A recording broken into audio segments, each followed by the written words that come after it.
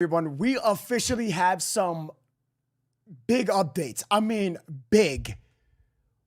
The case of the three Kansas City men, as you see right here, we have Clayton, David, and Ricky. We are diving into some serious new details and information provided by a numerous of people. The mom, the neighbor, specialists, trying to dive in on the cause of death as people await of trying to get some answers of what really happened, what's going on. And we got some new updates on the scene of how someone was found. You might want to tune into this podcast. Sit back, relax, put your AirPods on, and I hope you enjoy the show. Let's get right into it. My name is Nov, and welcome to Novicity, and I appreciate you being here, listening to me. Yes, this was Chronicle. Now Novicity is a brand new name that I've claimed here on this podcast. I want to thank you so much for watching me. Do me a big favor before we get into these details. I promise you, this is one of the most entertaining podcasts on true crime and trending stories. Hit the like, hit the share button, hit the follow button if you're brand new over at YouTube. Do the same thing. Hit that subscribe button, hit that like. Tag one person in the comments. I promise you, they will love this as we dive into true crime and trending stories. I really thank you for giving me your time as we talk about this case. Listen, what's been emerging now in the details of this case is actually insane.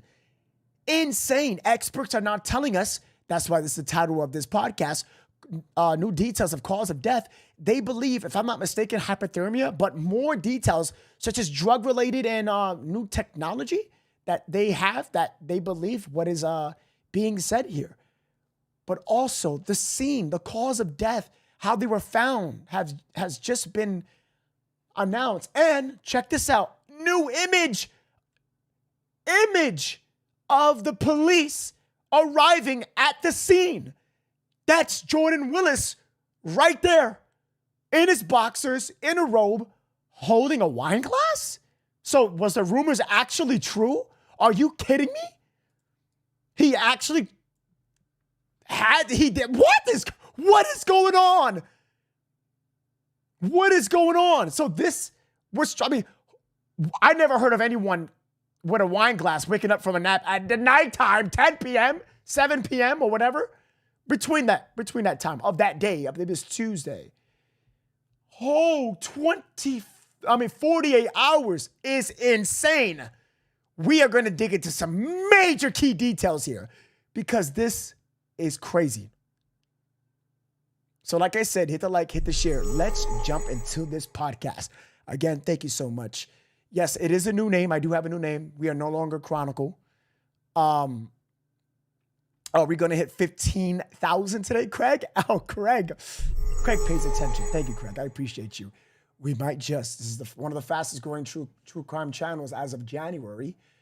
Let's dig into it, guys. We're now, I'm very methodical and I want to get into the details and the facts. So we're going to work from videos from 1 day ago up until literally 30 minutes ago. So when I had this, it was 1 minute ago. This is a brand new up-to-date information on the case.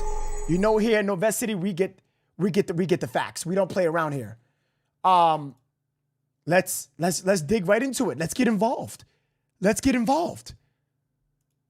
We're in a really hard place right now. Growing frustration from the mother of David Harrington. Her son, along with Ricky Johnson and Clayton McGeene, were found dead nearly 3 weeks ago, frozen outside a friend's Kansas City rental home. What do you think happened?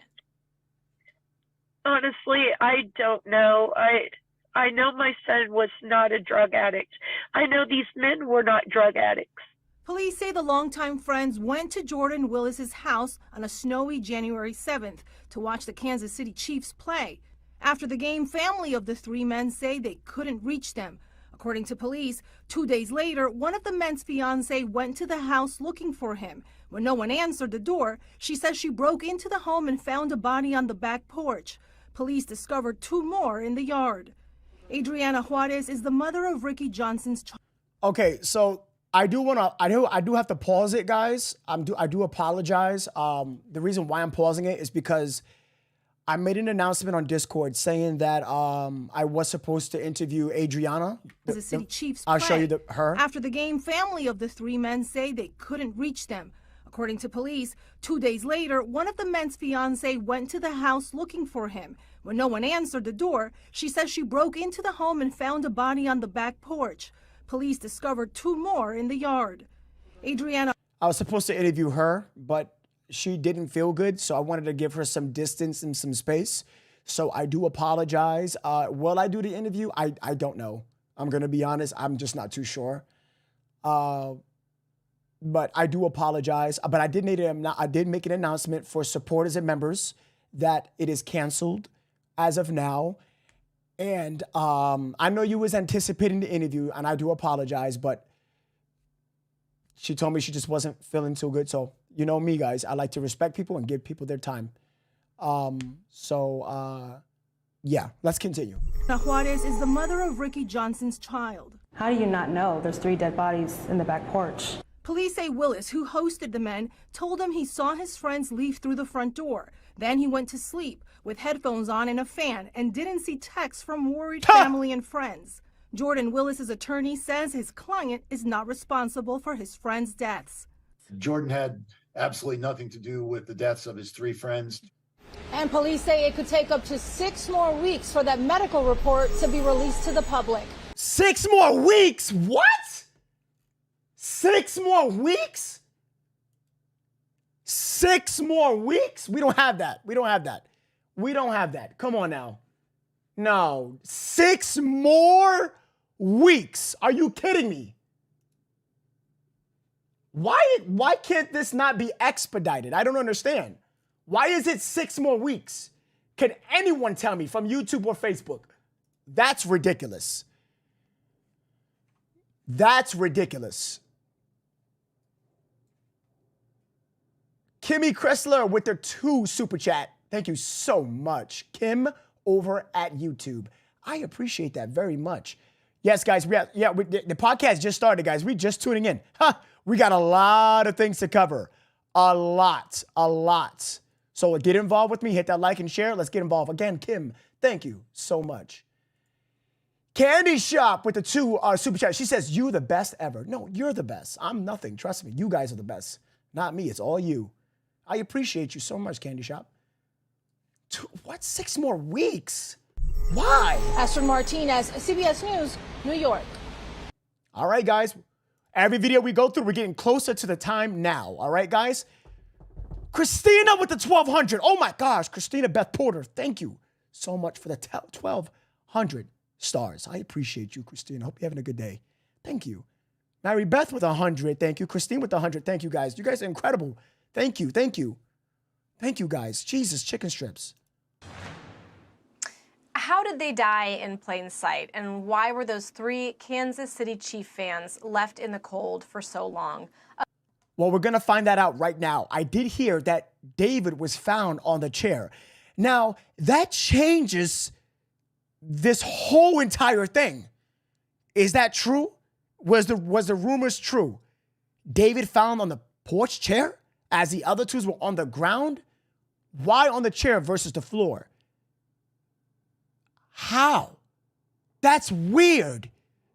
We're going to find out in just a few. Tag somebody, hit the like and share. Let's get involved. A mystery for nearly 3 weeks, and we still really don't have answers. It started as friends meeting up to watch a Kansas City game. A chaotic 2 days later, the men were found dead in a snowy backyard. So now the friend who hosted the party is lawyering up, and a girlfriend of one of the victims tells News Nation she thinks they were murdered. To keep it all straight for us, we have correspondent Alex Capriello live in Kansas City. Alex, what can you tell us? Yeah, hey there, Elizabeth. This right here behind me is the home where those 3 men's bodies were found, but I actually want to direct your attention over here. You see that gate? That's what leads to the backyard, and that's where police actually made that shocking discovery. I say shocking because that's what people here in the neighborhood tell me. This is a low-crime, very safe community, but the person who actually lives here, Jordan Willis, the center of so much speculation, was not well known among the people who walk these streets each and every day. 3 families remain distraught over the sudden and unexpected deaths of their loved ones. David Harrington, Clayton McGeene and Ricky Johnson, found dead in their friend's Kansas City backyard. The grandmother of David Harrington telling News Nation exclusively that the family hasn't heard much from police since their bodies were discovered nearly 3 weeks ago. I would like to know that someone is really working on this case, Grandma Marilyn Wingate said. I don't see how it could have been an accident. There are too many holes that are not filled in. Too many questions. On Monday, knocks at the door where the 3 men died went unanswered. Police say a friend, Jordan Willis, had been renting out the property. His attorney claims he fell asleep after saying goodbye to his friends and remained unaware their bodies were laying outside his home for 2 full days. Willis's lawyer says the young man... Keep that in mind. You see what he just said? So now the lawyer is sticking to that story. You see, the lawyer of Jordan Willis, Bozo over here, Persono, switched up, oh Jesus, chicken strips. The guy switched it over how many times, guys? Everybody can say it in the chat. 2 or 3 times. I believe 2 when it came to that specific topic of seeing the friends leave. And he did switch the story of the sleeping with the headphones, and it's ridiculous. And the couch to the bed, ridiculous. Oh, don't get me started. Received a text message, but didn't receive it because I didn't read it. Get the fuck out of my face with that bull crap. That's bull crap. I don't want to hear that. But he's sticking to that story of them watching them leave. But then Alex's lawyer, and they still contesting that today, saying that you're lying because Alex left midnight while they were watching Jeopardy. That somebody's lying. Somebody is lying here. And that is what makes the situation a bit complex because who's lying? Who's telling the truth? We still don't know. But we do know for a fact, and that's the beauty. You might look at it as, oh, it's frustrating, but it's beautiful in the way because, and not in the wrong way, because these are tragic deaths, these are poor victims, but it's beautiful because somebody is lying, which means that if we can identify which one, then we can find the true cause of this, the truth of how these people died. Who provided the drugs? Was there even drugs related? Why was David's body on? Let's see that. I'm working up to that, guys. He said it was on the chair. Somebody in the comments on Facebook said that changes nothing. You're wrong. It does change something. Every little detail counts. Whether it shifted, changed, something small, drastic, it changes. Because it's closer to finding the truth. It could be as little as him laying down or him on the chair. That changes a lot. Yes, it does. Let's keep it going. And is heartbroken over his friends' deaths. Investigators say they don't suspect murder, nor see any signs of foul play. We have 3 guys. We have 6 children that don't him have on the a chair. dad. That we have changes. Families. We have friends. And we're all hurting. On Friday, in an exclusive interview with News Nation's Chris Cuomo, Lori Cruz, mother to David Harrington's kids, says she suspects there's more to this story than what police are letting on. David was murdered. Whether it's a drug or it has to be for 3 men to be dead. It doesn't make any sense. It does not make any sense to have 3 men dead, laying in the yard, and him asleep for 48 hours. Yeah, and we reached out to the Kansas City Police Department. They're not really revealing much more than what they originally did about the cause of deaths. Remember, no foul play, no signs of murder. What we're really waiting on at this point is toxicology reports, and that could take several weeks. Speaking to the family of David Harrington, they say that's really the main piece that they want to see before. Don't worry about it. I got a video of some experts now weighing in on the cause of death released today. I cannot wait to watch that, guys. I have the video. We're working up the timeline. That's what we do here in Novacity, okay? We're doing that. Speaking anymore. Boy, what a devastating story. Alex Capriello, thank you so much. Thanks so much for watching. Moving on. I do got some articles we're going to weigh on in. There was an update on Daily Mail, Fox. There are some major key elements on these articles that definitely explains cause of death. This is the topic of the conversation here on today's podcast on Novacity, all right? Raintree Indeed Parker with the 3 super chat. Thank you so much. I appreciate you. Teresa M. Lord with the 200 stars says, don't say you're nothing. We love you for all you do. Oh, Teresa M. Lord, thank you. You guys are incredible. I believe Corey Lynn with the 100 stars says, love the new name change. Thank you. Thank you. Thank you. Christine Andrews with the 100 stars. Thank you very much. Let's get into this new video, guys. Let's get involved and let's see what is going on here. Marquez, now mother of David Harrington.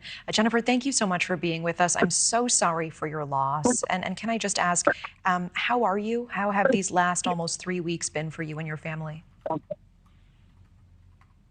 They've been, there's no words to describe how they've been. Day by day, it's different. One day,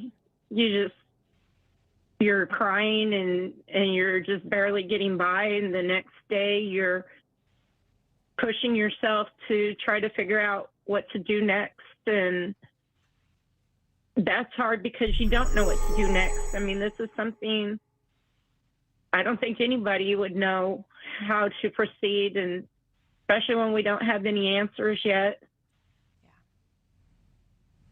You know, all we have is a bunch of people telling us, you know, what they think might have happened, but there's no answer. So we just sit and cry, or we try to get through. I don't know what to do. I'm lost, you know, basically. Jennifer, we just heard from Jordan Willis's attorney there. Do you have a message for Jordan Willis tonight? I gotta hear this. I do. I keep, you know, I just saw the lawyer say that he purchased those tickets so that they could go to a game. Well, you know, people do things with good intentions, but then something bad can happen that you didn't plan on. And that's what I said. That's what I said. Didn't I say this? I'm sorry. I'm going to pause it. But this is I said this, and there was a couple of people that messaged me and didn't understand it. So I'm going to explain it to you. So people were saying, again, over here in Novacity, I cannot claim that Jordan is guilty. He did it. For legal purposes, I have to say this, guys. I cannot say he did it. He's guilty. What I'm saying is, just because someone bought tickets, someone could be like, oh, he must be innocent. I told you guys, keep your options always on the table. Even with Alex Lee. I'm not saying Alex Lee is guilty, guys. I'm just saying I'm not going to dismiss anybody. It could be a fucking cat in the room, a dog. I'm not going to dismiss a dog. I'm not. You don't just do that quickly when there's an open investigation. Hence why I said, why did the police say the next day, less than 24 hours, they said foul play, no foul play. Get out of my face. You call yourself a police, an ethical with moral police department? Get out of my face. Get out of my face. I digress. Let's get back. What I'm trying to say is what she said is exactly what I said days ago. I said it doesn't matter if this guy bought tickets to the Chiefs game. It doesn't matter. I could have an intentions on, hey, buddies, what's going on, guys? What's going on? Yo, guys, I got a surprise for you. I bought tickets. Yeah, let's go. We got tickets to the game. And then something happens, which is unexpected. You get it now? If something happens that is unexpected, that Willis looks like he has either something to do with it. I'm not saying he did. Theory. He may have, or he may know something about what happened. Is a difference. And then I could be Willis and say, oh shit, fuck. What do I do? Okay, I could play it off. I'm not gonna read the messages. I bought tickets to the game. That could be my alibi. Fuck yes. Okay, I'm gonna go to sleep. I'm not gonna read the message. I'm just gonna pretend. I don't know, man. These fucking guys died, man. How did they die? Oh my God. Was it the fucking drugs? Was it the fentanyl? Was it this? Or was it the poison? I don't know. I'm just giving you a scenario, a fake, false scenario that I don't know which can be true. You understand? So what I've been saying is you cannot just go with, with just because he bought tickets, it's all la-di-da-di. No. I refuse to believe that. But let me stop interrupting the video. I apologize. It's just I gotta get these points across for people to better understand. You understand what I'm saying? Especially, you know. Yeah. All right. Before I continue, Facebook, we're gonna have 43 shares. We got to get to 100 as best as possible because what I'm about to show you in the next 2 videos, you don't want to miss. Hit that share button and like Facebook. YouTube is popping off. YouTube, hit that like button for me. Let's continue. I do. I keep, I just saw the lawyer say that he purchased those tickets so that they could go to a game. Well, people do things with good intentions, but then something bad can happen that you didn't plan on. And obviously that's what's happened. Something came up that wasn't intended to happen. And with that, I want Jordan to come forward and say, this wasn't meant to happen, but this is what happened. I did this, or I saw this. Right. Just tell us. I know he's scared, but he was there. He participated in whatever happened that night. He had to know. And he's the only one left that knows what happened. And I think that's why he didn't answer the text messages that people sent him. And I think that's why he waited so long to let anybody know what happened with the men. Well, and Jennifer, can I ask you about that? With the time we have left, and there are 2 quick things I wanted to ask you. So, his lawyer said technically Jordan received the messages, but he did not see them. Are you crying foul on that? Do you not believe that? I think it's false just because I know I heard from several people that said they kept texting him. They went and knocked on the door. They banged on the door. She had to break in, but somebody went earlier in the day.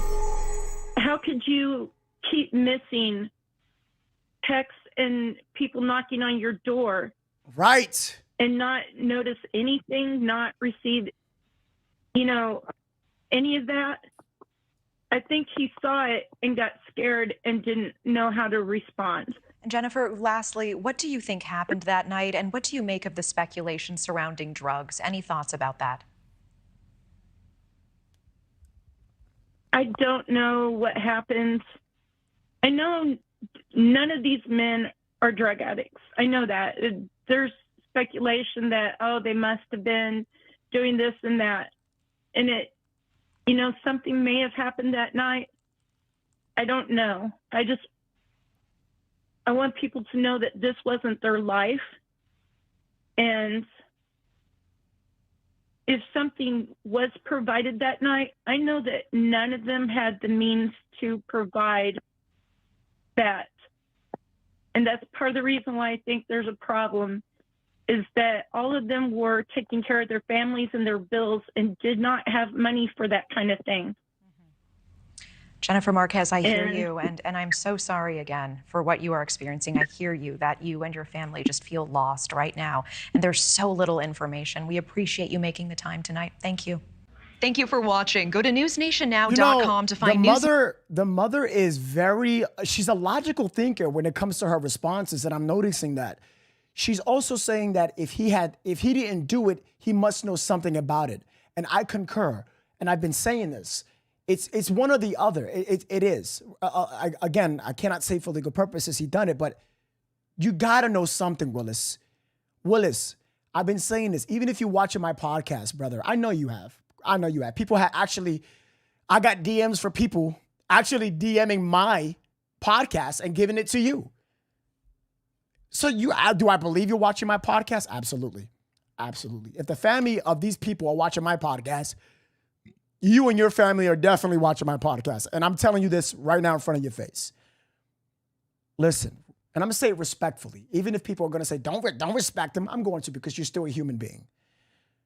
Just Tell us, bro. Just tell us what happened. If you're gonna deny that you had any play in it, can you at least tell me, message me, or tell us, comment, or go to the families.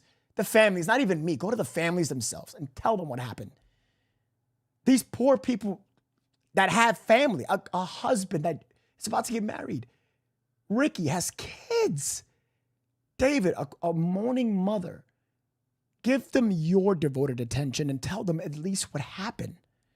Tell them what happened. Willis, look at me. Please. Because you cannot tell me that this is how an average human wakes up. That's you, Willis, right there. With your gut hanging out, with your boxers, with a robe and a glass. No, I don't even, when I'm drunk, wasted, or anything, I don't wake up like that. I don't do that.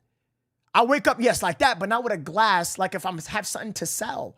It doesn't seem a realistic, it's not, read the comments, Willis. People are telling you in the comments, man up. Just do it, bro. Just do it. Just do it, bro.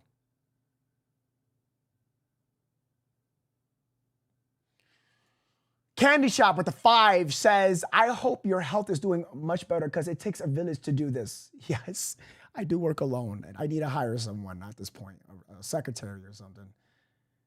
Lisa Penn, and thank you so much for the super chat, by the way. Lisa Penn with the 10 super chat. Remember, Lisa, you can send a message with your super chat. We really appreciate that. That means so much here in Novest City. We appreciate you. Thank you so much. Hot Honey, again, Hot Honey. She said with the 5. She says, good evening, Nov and family. Nov, love the new name. Thank you so much. We love having you here, Hot Honey. Thank you so much. This is the lawyer's fault now, says Sarah. Let's highlight that comment. Sarah over at YouTube says, this is the lawyer. Jerry over at Facebook says, man up, Willis. God is watching. Oof. Hell has no fury. I'll tell you that right now. Let's continue with these videos. Joanna over at Facebook said these videos are old. So Joanna, over at Novest City, not only do I get the facts, but I get update information live. I have 5 computer screens, which designated through incoming new videos, up to dates, anything like that. I look at DMs and et cetera, et cetera. Joanna. Okay, here goes your comment. So Joanna, you've been the one on Facebook posting negative comments this whole entire time. And Ashley Webster, shout out to Ashley, thank you, mama. She's been tagging me with your negative comments this whole time, Joanna. So here's what I'm gonna say. Joanna, bless you, welcome to Novest City. And by you commenting, you think you're doing something, but you're actually helping with the algorithm. So, thank you for watching, Joanna. Your negative comments is well perceived, and bless you, and get a life. Take care now. Let's continue, guys. Nearly 3 weeks since 3 men found dead outside of a friend's house in Kansas City. Days after going over there to watch the Chiefs game, the controversy just keeps growing. With family members of the 3 guys furious as everyone awaits the toxicology reports. The living friend, Jordan Willis, whose home they'd gone to, never contacted police, didn't really contact anyone. Says he didn't know the 3 friends were dead, frozen in the backyard for 2 days. Yet the authorities say there were no signs of foul play. Now it turns out there was a 5th friend there that night. That guy identified as Alex Weimer, who was a childhood friend of the 3 men. Okay, so now we're talking about Alex Weimer Lee. So people have been up to debate saying that Alex has a bit more to say here. There are people believing that, and I can't say that. I'm not saying that I say allegedly. I'm saying what people are saying, that they believe that Alex has more play here.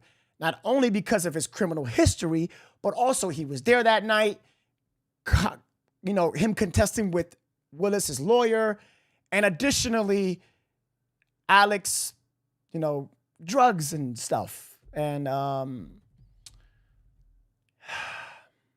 I legally can't say anything, but was Alex there? Yes. Does he have more to the story? Possibly. I don't know. Does he have a bad criminal history? Yes. Is it related to this? Possibly. I don't know. You know what? Maybe this video will give us more insight. Let's watch. Hit the like and share, guys. And on YouTube, hit the like button. I appreciate you. In the backyard for 2 days. Yet the authorities say there were no signs of foul play. Now it turns out there was a 5th friend there that night. That guy identified as Alex Weimer, who was a childhood friend of the 3 men. Says he got to the home at about 7 p.m., left around midnight, when he claims the 4 men were still awake watching an episode of Jeopardy. Now, that contradicted statements made by Jordan Willis's attorney, who said last week he, meaning Willis, was asleep. He was asleep on the couch. The last memory he has is of leaving the front door. He doesn't know what happened with them until when the police came Tuesday night to his house. Now he's changed his statement, now claiming his client went to sleep while the friends continued to hang out. When he would have people over his house sometimes, as people do, they get tired. There are people who are very close to you, and then you feel comfortable going to bed and allowing them to. Oh, they putting him on the spot. That's why they're doing this. Oh my God. News Nation, well done. I see what they did here. Okay, so this is about Alex Lee and Willis's lawyer, because Alex Lee gave him a specific statement and they're replaying his contradictions. Know what happened with them until when the police came Tuesday night to his house. Now he's changed his statement, now claiming his client went to sleep while the friends continued to hang out. Look, they're replaying it. When he would have people over his house sometimes, as people do, they get tired. There are people who are very close to you, and then you feel comfortable going to bed and allowing them to leave whenever they want to leave. Now, the families of the 3 men, 38-year-old Ricky Johnson, 37-year-old David Harrington, and 36-year-old Clayton McGeene, are furious that this new revelation has led to no updates in the case.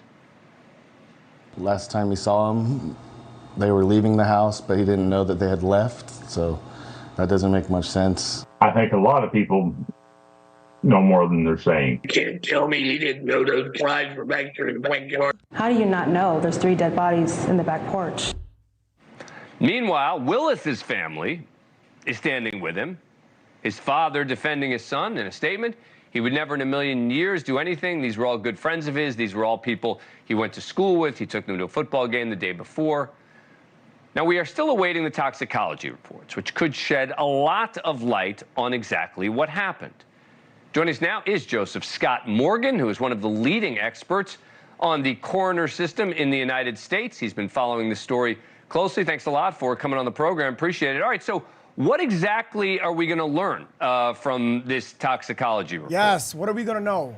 Yeah, thanks for having me, Dan. The reality is this. They're going to do what's referred to as a qualitative finding, which means they're going to identify whatever substances were in these gentlemen's systems collectively. And it's kind of referred to as a standard panel that we run at autopsy. We're looking for everything from opioids, cannabinoids, benzos, cocaine metabolite, all these other things. And of course, the big one out there that everybody's talking about, of course, is fentanyl. And those are all going to be they will be qualified, and then they'll do a quantitative result. And that's what's taking so long at this point in time, I think, relative to the toxicological findings. They will, every drug out there, even some that you might be surprised about, has a therapeutic level. That is, those drugs that we can take and we're not going to die from them or slip into a coma. They're looking for these levels to see if they reached levels of lethality, if in fact there is anything in their collective systems.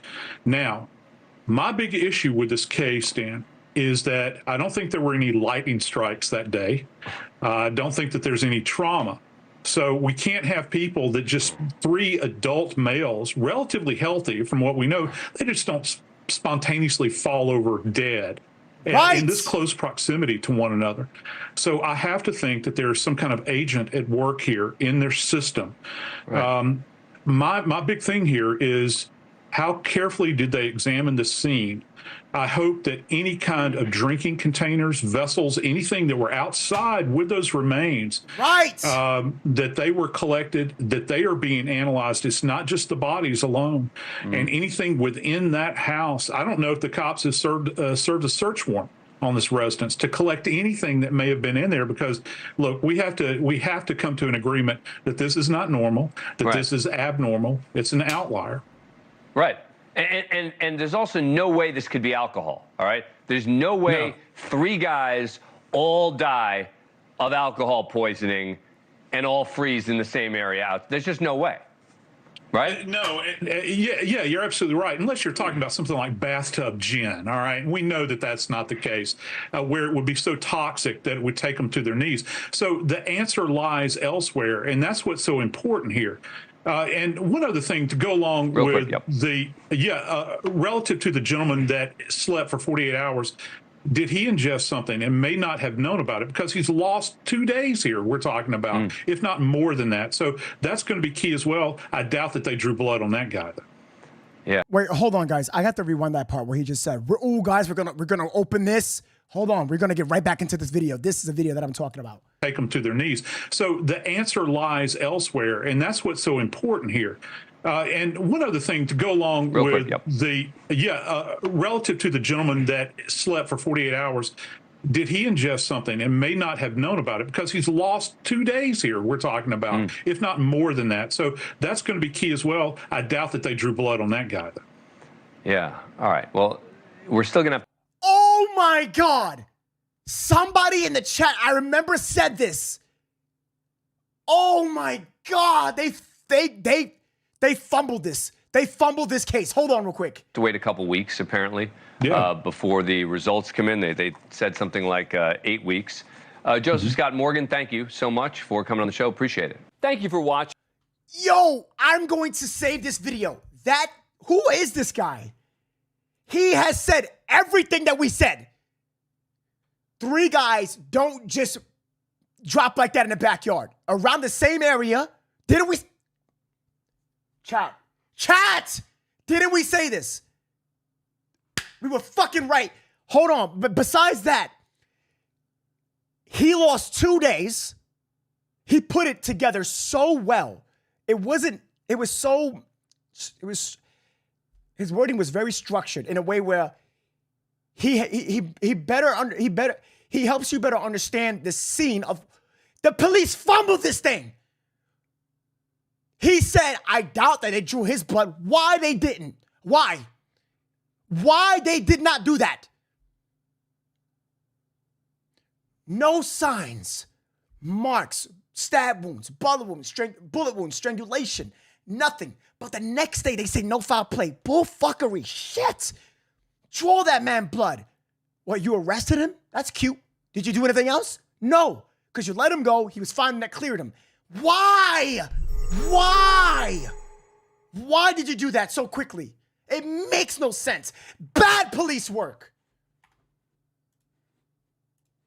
Bullshit.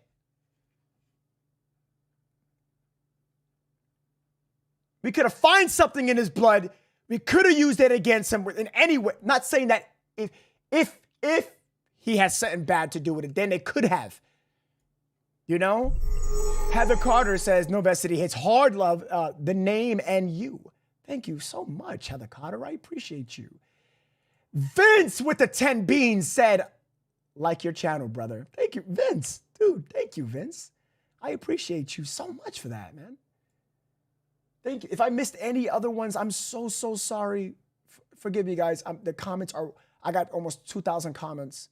I mean, 2,000 people. Actually, it was somebody named Kim Kissler with the 10. Thank you, Kim. And I love, she says fan. Thank you. I appreciate you guys.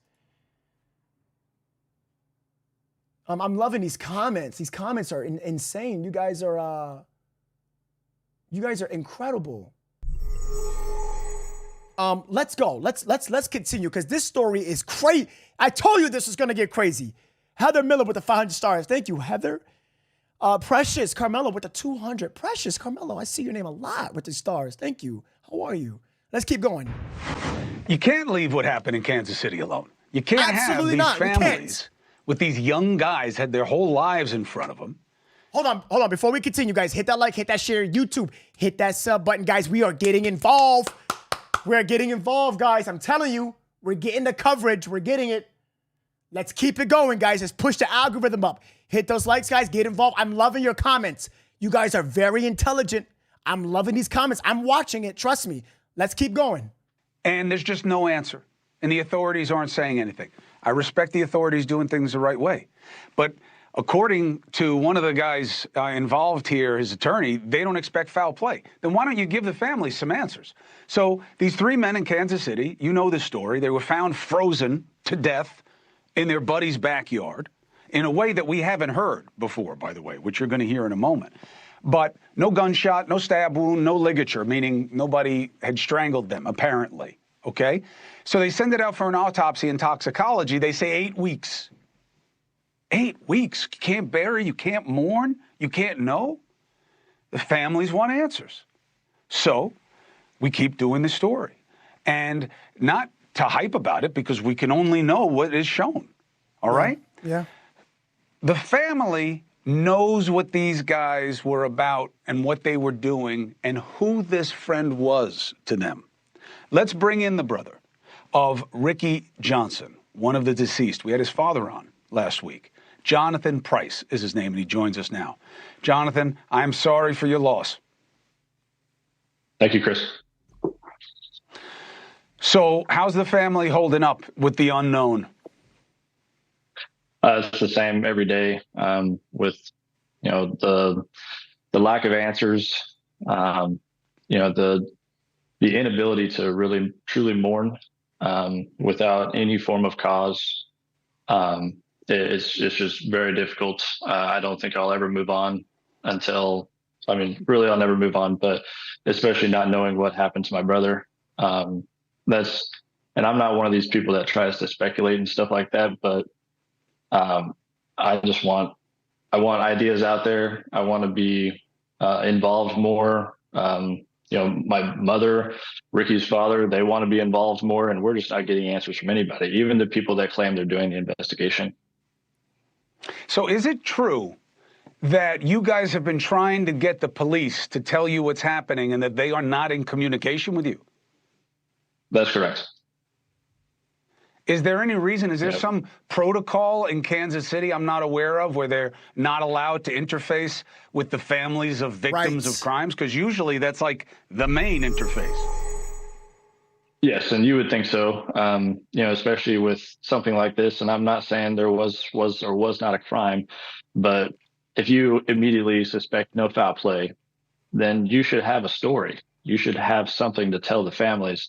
And for no one to hear anything, that doesn't make any sense. And I think that's one of the main reasons why this is getting so big.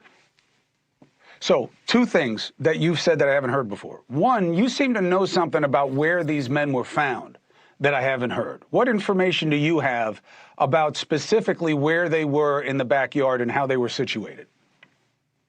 Well, I don't have firsthand knowledge, but I have heard, because as being a brother, I'm looking at everything. I'm looking at everything anybody posts, whether it's, information I feel is useful or information I don't feel is useful. But information I did find. Well, you also know who found them, was right? I mean, they were found by an extended family member. So you guys are in contact. So go ahead, tell the audience. Yeah. So I believe David was found in a lawn chair on the back porch, rather than all 3 laying flat, which definitely paints a picture we did not have from the very beginning. And it definitely brings up some questions that you would have. Hold on. Wait a minute. He said only David was in a chair, not all 3 were in a chair, correct? Let's put that back. Tell the audience. Yeah, so I believe David was found in a lawn chair on the back porch, rather than all 3 laying flat, which definitely paints a picture we did not have from the very beginning. And it definitely brings up some questions that you would have, especially with somebody that I don't care who you are or where you live. If it's snowing outside, you're looking at how bad it's getting, especially if you have any type of responsibilities of leaving your house in any way, shape, or form. It doesn't matter if you work from home, you got to leave sometime. And from his lawyer, we don't know if he left or not, because he started out saying that he left the home sporadically throughout the day. And then another one where he was home for 50 hours with no leaving the house and they had or looking out a window. And there were cars outside in front. And you have a feeling that an intoxicant was involved, and you know your brother, and this is not a judgment thing. I don't care how he liked to spend his free time. It's not what this is about. You believe that the answer here lies in something that your brother didn't know he was taking. Yes, absolutely. I don't even speculate on what my brother has or has not done in the past, because that wouldn't be firsthand knowledge of mine either. I just know that my brother was a good man. He loved his daughters to death. He absolutely had future plans to be a father to them for the rest of their lives, and he would not jeopardize that. So it just doesn't make any sense. Hey, thank you for watching. That's interesting. Holy shit. So it seems to me that these families, is what Kumo is saying. He's saying that in most cases, they would tell the family. I remember the Savannah Soto case, they were telling them immediately, and then they will tell the public. Besides Savannah Soto case, it was multiple cases. Multiple. The Gabby Petito case, the Brian Kohlberger. They would firsthand tell these. You know what this sounds like? And I'm going to be so honest with you guys. In my opinion, I do respect law enforcement for doing your job. It sounds like they fucked up in this case to the point where they can't even tell the family. Nothing. Nothing. No tape around the house. Where I can't tell you if forensic was in the house collecting information data or something like that and evidence. But we haven't heard that they did. Typically, we hear that in this case. We see tape around. We see people coming in and out. Neighbors got video cam footage, and I have that. I'm going to show you. That's why I tell people, stay in the podcast. I'm creating the timeline from you. I'm getting the videos in a timeline, up to date. This video was today. All the invested videos and articles that I'm going to have for you are today. Let's get back. So what I'm saying is that police they don't have nothing. Nothing, guys. Nothing. And you want to know why I have proof? Because I have an updated article by Yahoo. I got the references. Let me know if you would like it. I'll post it on Discord. Saying that police doesn't have any updates. I mean, guys, typically, if there's an update, they will let people know. And who would they let know? The public. But if not the public, who would they let know? The family. And nothing. Zero. Nada. Zilch. Nothing. And you know what this sounds like the most? That the credit that the officers or whatever these people are waiting for, they're going to steal that credit and say, toxicology, toxicology. That's where it's going to get involved in. They're going to be like, oh, don't worry, guys, toxicology. You know, many different law enforcement in different states would have literally found more if they would have looked. Would have never said no foul play. Would have kept a more broad and open investigation here. Different investigation. I mean, for Gabby Petito, when those officers made a mistake, when Gabby herself shows signs that she was in trouble, and they were like, they brushed it off. That girl could have been saved. She would have been alive. Because of the recklessness and the careless of these departments. It is very true. And please don't contest me on this. We have been doing these cases for years. Please. Let's be serious for a second. They're going to take all the credit once the toxicology reports come. Oh, we did it, guys. No, you didn't. You brushed everything off here.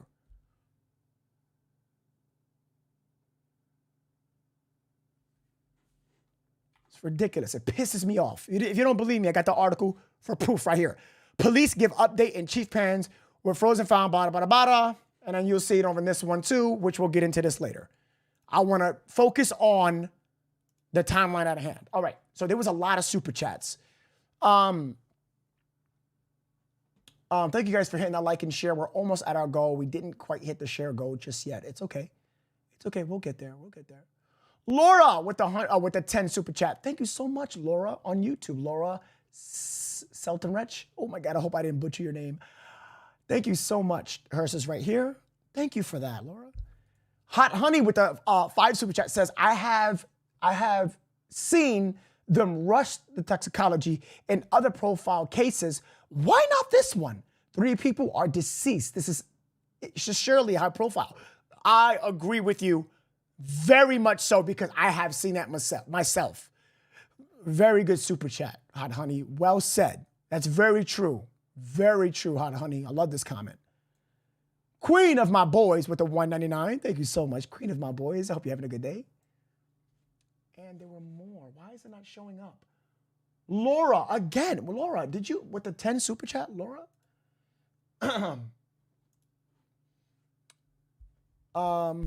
Yes, congratulations on the 15K. Congratulations to you guys. All right, guys. This is the video that everyone was watching, everyone has seen. If you haven't watched it, this is exclusive video footage provided by the neighbor himself when Willis was arrested. Are you guys ready to see this? By the way, guys, here on Novesity, you know, we did this before. We can, I'm going to enhance this video. That's what I'm going to do. I'm going to take this video, I'm going to download it, and I'm going to enhance it and zoom in on Willis because I want to see that wine glass with no wine. It's ridiculous. No, but yeah, I'm going to do it. Like, you know. You remember I told you about Ashton Brady. He was the neighbor who lives right across from Jordan Willis, who just by happenstance looked out at the exact moment that 911 was being called. Ashton, we know now that that was Clayton's fiance that actually discovered those bodies, called 911 and alerted the authorities. Just walk me through what you saw in that moment. So basically, I was just going, turn off all my lights. I was getting ready for bed, locking the doors. I went to lock my front door, and I saw a woman come out of the backyard on her phone, and she looked distressed because she kept looking back towards the house, and I thought it was weird. But we are going to come back to this video. I just heard something, and I'm going to break down this video, but let's just listen to it all through. But I just moved in, so I really didn't know much, and so I just went back to my room. 10 minutes later, I saw an ambulance drive by, and I said, well, that's just weird. Something's going on. Went to the front room, looked out, and I saw that there was already 3 cop cars, and there was a man detained, and the woman was talking to the other police, and basically, I kind of watched that conspire for an hour or two. The man eventually left. The police searched the house, went through the backyards and everything, and I had no idea what had happened. And the next morning, I saw the news that they had found 3 dead bodies, and I just was kind of in disbelief. I was like, wow, I watched that happen. Right, and actually we're looking at that video that you shot right there on the top left corner of your screen. So basically you're saying that's the video where you're actually looking out and you can see Jordan Willis being detained. That's probably within the first 5 to 10 minutes. I was like, oh my goodness, something serious is going on at least. So yeah. So your red flags were going off in that moment, but even before that, right? Because you saw some of these victims' cars that were right here parked in front of your house, and that also kind of alerted you, right? Because that was unusual. Yeah, we had just moved in, but that week we had never seen those cars there. And then all of a sudden, that whole weekend, there was cars parked right in front of our drive, and they never left. And they stayed there until the police came, and even after that, we found out they're deceased. Yes, those cars never left. And obviously, that was something that raised your suspicions at all. Tell me, I know you hadn't lived here for very long. Are you fucking telling me that this is the car that was parked right in front of the house? We're going to come back. This is ridiculous. Right? But tell me at all about Jordan Willis, what you know about him. I mean, did you ever see him out and about? Was he friendly? Did he come by and talk to you ever? Honestly, I have never seen him out. I never saw him or talked to him, so I cannot speak for that, honestly. I do not know.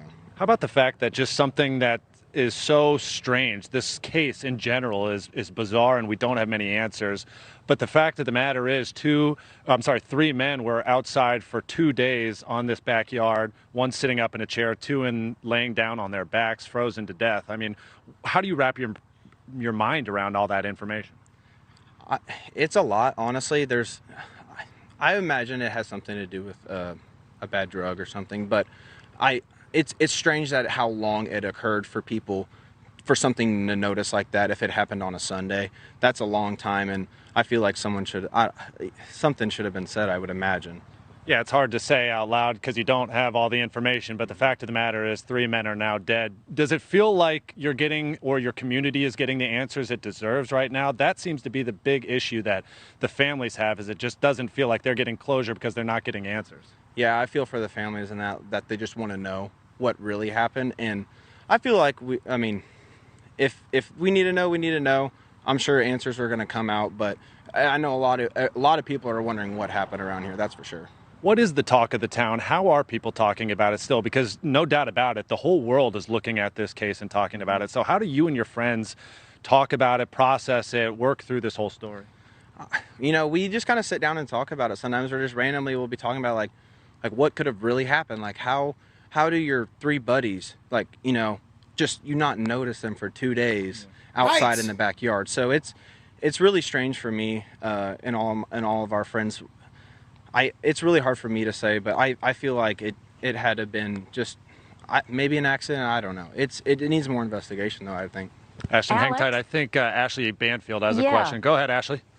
I do. I don't think he can hear me with an IFB, but if he can't, pass this question on. Can you ask Ashton if he saw the bodies coming out of the house? Because we learned tonight on Chris Cuomo that the father of one of the men knew that one of the men was died or frozen in a position in a lawn chair on the back porch. And I wondered if he saw gurneys come out with 3 bodies, or if he saw something unusual in the position of the bodies that were brought out of the house. Sure.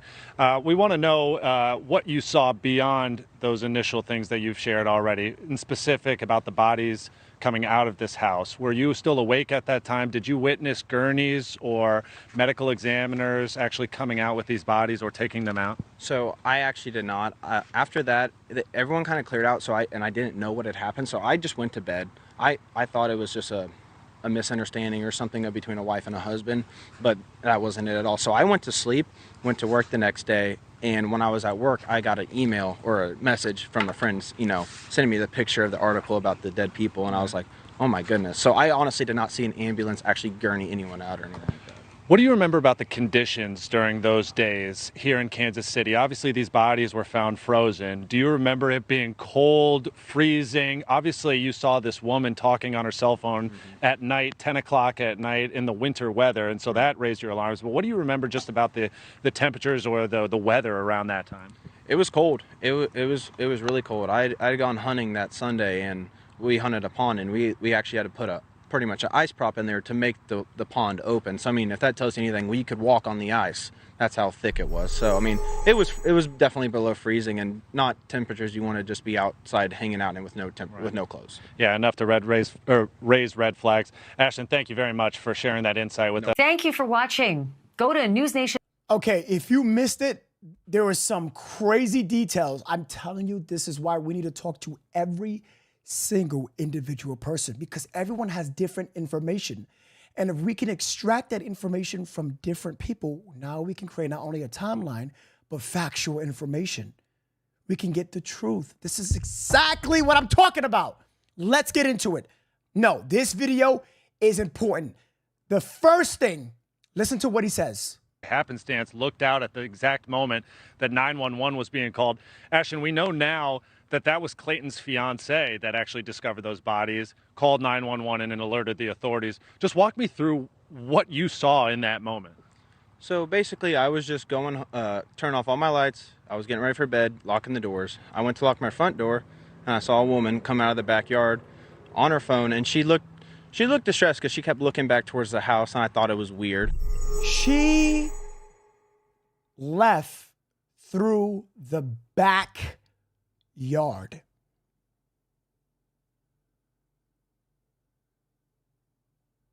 She left through the backyard. Was it locked down? Probably not. Now that answers that question. That's what we were talking about before. That's huge. That's what I wanted to talk about.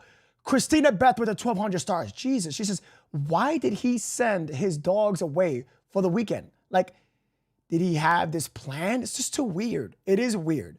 send the dogs out for the weekend, I can understand that. There were rumors saying that the dogs were actually there, but I don't think it was. That's a very good question, Christina. Thank you for the stars. Very good question. But I just moved in, so I really didn't know much. And so I just went back to my room. 10 minutes later, I saw an ambulance drive by, and I said, well, that's just weird. Something's going on. Went to the front room, looked out, and I saw that there was already 3 cop cars, and there was a man detained, and the woman was talking to the other police. And basically, I kind of watched that conspire for an hour or two. The man eventually left. The police searched the house, went through the backyards and everything, and I had no idea what had happened. And the next morning, I saw the news that they had found 3 dead bodies, and I just was kind of in disbelief. I was like, wow, I watched that happen.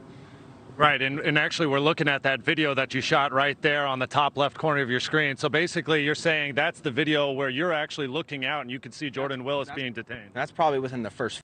So I don't know which one, the left or the right, but I think it's this side right here where she left. Now, obviously she broke in, so she could have just opened it. But that still, you know what I'm saying? That still is, oh my gosh, Hot Honey with the gifted, 5 gifted. Guys, Hot Honey just gave out 5 memberships for 1 month. Say thank you. And Nicole gave out 1. Can we say thank you to these beautiful people? Hot Honey, thank you. Really appreciate that. Holy chicken strips.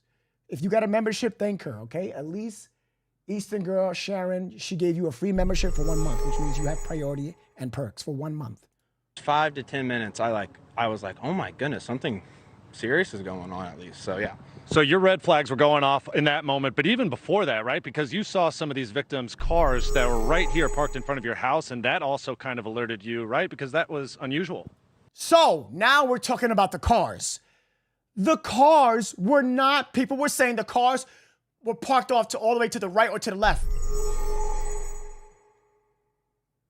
It's in front of the house. More red flags. But that's not only it. Look at the thickness of the snow. Now you see what I'm talking about, right? Guys, it was light snow. That's not a lot of fucking snow. A lot of snow is in the shins, below the shins. No, it's not. That's just ankle. And guess what? Now that David was found in the lawn chair, people were saying, I'm going to pull it up right now. Have a look at this.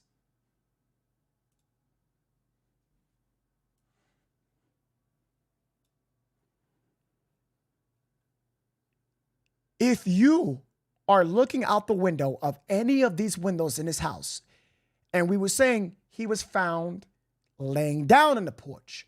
Now, I can see how it will be difficult.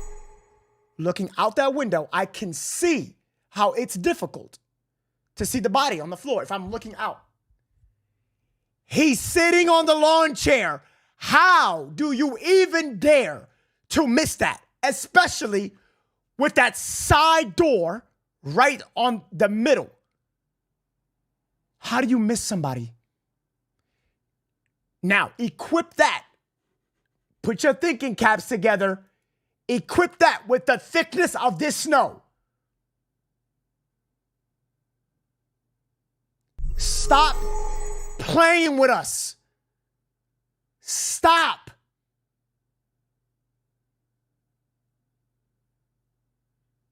We called it from the beginning. We saw the weather. We saw the light snow. How many inches? We know it. We equipped it with the backyard photos. Take a look. I'm going to show you another the other view.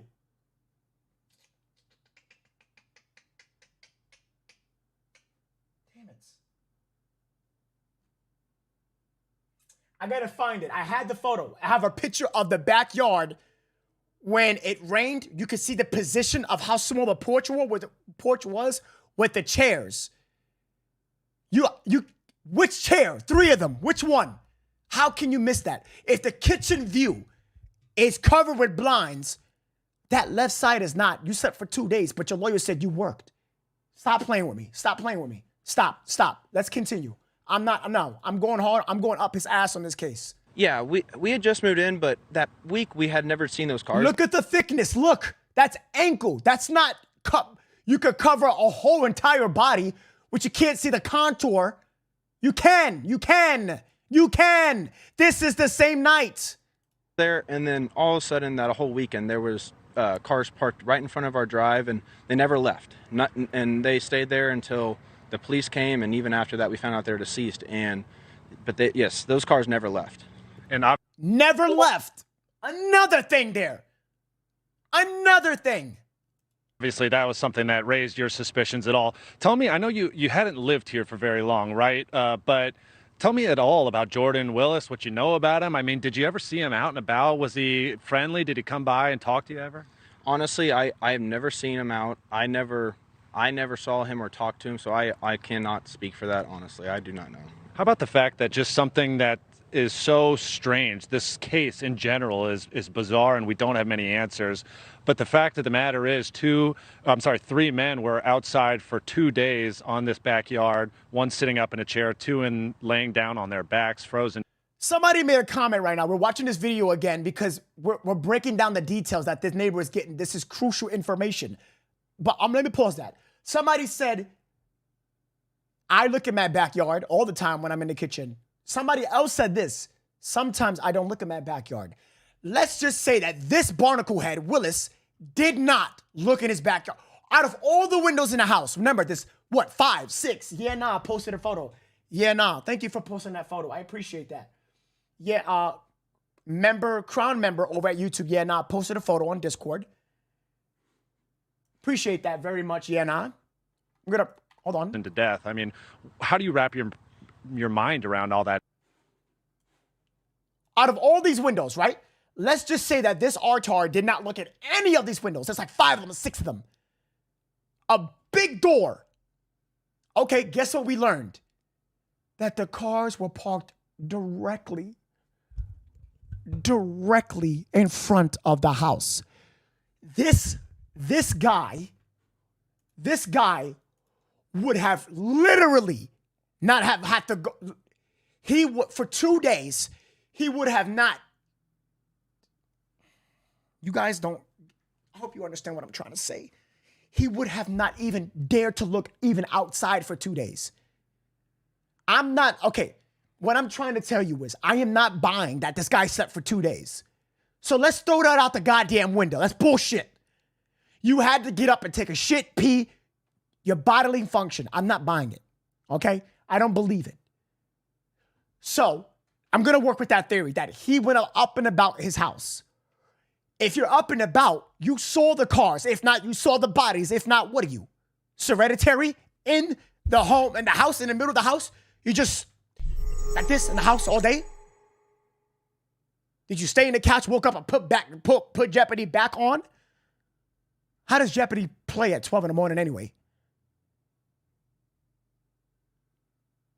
No, guys, this is what I'm saying. This is why a process of elimination is occurred in this situation, because we are eliminating these key things that average people do. We look outside. We look in the back porch. Not to look for something suspicious, but we have a clear view. If not 6 fucking windows, get out of my face, bro. That information. It's a lot, honestly. I imagine it has something to do with a bad drug or something, but it's strange that how long it occurred for people for something to notice like that. If it happened on a Sunday, that's a long time, and I feel like something should have been said, I would imagine. Yeah, it's hard to say out loud because you don't have all the information, but the fact of the matter is 3 men are now dead. Does it feel like you're getting, or your community is getting, the answers it deserves right now? That seems to be the big issue that the families have, is it just doesn't feel like they're getting closure because they're not getting answers. Yeah, I feel for the families and that they just want to know what really happened. And I feel like if we need to know, we need to know. I'm sure answers are going to come out, but I know a lot of people are wondering what happened around here. That's for sure. What is the talk of the town? How are people talking about it still? Because no doubt about it, the whole world is looking at this case and talking about it. So how do you and your friends talk about it, process it, work through this whole story? We just kind of sit down and talk about it. Sometimes we'll be talking about like what could have really happened, like how how do your 3 buddies, like, you know, just you not notice them for 2 days outside in the backyard? So it's really strange for me and all of our friends. It's really hard for me to say, but I feel like it had to have been just maybe an accident. I don't know. It needs more investigation, though, I think. Okay, I can even understand the accident part, and we've been talking about this. And again, when I say I legally can't say he did it, I can't. But let's just say that if people want to throw the theory of it being an accident, it can be, yes. I'm not, guys, when I'm talking about cases, I cannot be prejudiced. I cannot be biased. I can't. I have to keep an open mind, and I do have an open mind, and I'm doing that right now, and I'm telling you that, yes, it could have been an accident. As in, they all did something, or he done something, maybe accident, I don't know. And then he knows about it. But there's a possibility that it's been an accident, and he knew about it, but didn't say anything. Shit, an accident where he knew he didn't do anything and didn't know about it. The probability is so insufficient. It doesn't seem that way because of how he's reacting. Ignoring messages, didn't see the cars, bodies in the backyard, earbuds and loud fan. It sounds like a cop-out. It sounds like the people banging on your fucking door and breaking glass. How you didn't hear that? Stop. You didn't read messages? Stop. You didn't see cars? All of that combined doesn't sound suspicious? Jesus, chicken strip. This guy's a Mippy Flip with the 2 super chat says, you're awesome. Got my lovely purple crown today. You got a purple crown? Over at YouTube? Wait, what? Wait a minute. Mippy Flip, congratulations. You leveled up to the purple crown. Congratulations. I didn't forget your free merch in March. Congratulations. There were first of all, Danielle Mora, welcome to the Novesity Club, Novesity Nation. I gotta change the name. Don't worry about it. I see the Chronicle Club. I gotta change that. Birdcam Feeder, welcome to the Novesity Nation. Welcome, welcome, welcome. And Danielle Moore gifted a membership. Thank you, Danielle Moore. We appreciate you so much. Let's continue with the video, guys. Ashley, hang tight. I think Ashley Banfield has a question. Go ahead, Ashley. I do. I don't think he can hear me with an IFB, but if he can't, pass this question on. Can you ask Ashton if he saw the bodies coming out of the house? Because we learned tonight on Chris Cuomo that the father of one of the men knew that one of the men was died or frozen in a position in a lawn chair on the back porch. And I wondered if he saw gurneys come out with 3 bodies, or if he saw something unusual in the position of the bodies that were brought out of the house. Sure. We want to know what you saw beyond those initial things that you've shared already, in specific about the bodies coming out of this house. Were you still awake at that time? Did you witness gurneys or medical examiners actually coming out with these bodies or taking them out? So I actually did not. After that, everyone kind of cleared out, I didn't know what had happened, so I just went to bed. I thought it was just a misunderstanding or something between a wife and a husband, but that wasn't it at all. So I went to sleep, went to work the next day, and when I was at work, I got an email or a message from a friend, sending me the picture of the article about the dead people, and I was like, oh my goodness. So I honestly did not see an ambulance actually gurney anyone out or anything like that. What do you remember about the conditions during those days here in Kansas City? Obviously, these bodies were found frozen. Do you remember it being cold, freezing? Obviously, you saw this woman talking on her cell phone at night, 10 o'clock at night in the winter weather, and so that raised your alarms. But what do you remember just about the temperatures or the weather around that time? It was cold. It was really cold. I had gone hunting that Sunday, and we hunted a pond, and we actually had to put pretty much an ice prop in there to make the I'm going to stop it right here. I'm going to move on to the next video. We are getting more up to date now. This video was released 22 hours ago. I still have a video that was just released 1 hour ago. Starry Night with the 2 super chat says barnacle head. He is, Starry. He is a barnacle head. This story doesn't make sense with your contradicting lawyer. It's ridiculous. It's just ridiculous. Lachelle Walton at Facebook with 100 stars. Thank you, Lachelle. Lachelle, if I said that right. I'm so sorry. Precious over at Facebook says, are they all drug users? I would just say probably marijuana smokers, but that wouldn't be enough to kill anybody. Like I myself, I tried marijuana once in my life. Well, a girl actually like blew it in my mouth. Don't ask why. I tried it once and it didn't do anything to me. I drank plenty of alcohol. Didn't do anything to me. Can I donate a membership? Can I donate so to speak so I can't get membership at? Can I do a donation to wait, what? Katrina. Wait, Katrina, I didn't see your comment. You said can you what? I digress. Let's continue. Let's watch this new video. This is a new video today. Bird Cam Feeder gifted a membership to Christine Eatmon over at YouTube. Christina Eatmon. Thank you, Bird Feeder. I appreciate you. Thank you so much. Let's continue to watch. We have a lot of guys. We're not finished. There's new articles that came out. Brand new information. We're gonna get involved. We're active. We're gonna get active. If you're brand new to the stream, welcome to Novacity. My name is Nove. I appreciate you very much. We was formerly known as Chronicle. Now this is Novacity. Love what you do. So proud of you. You are humbled.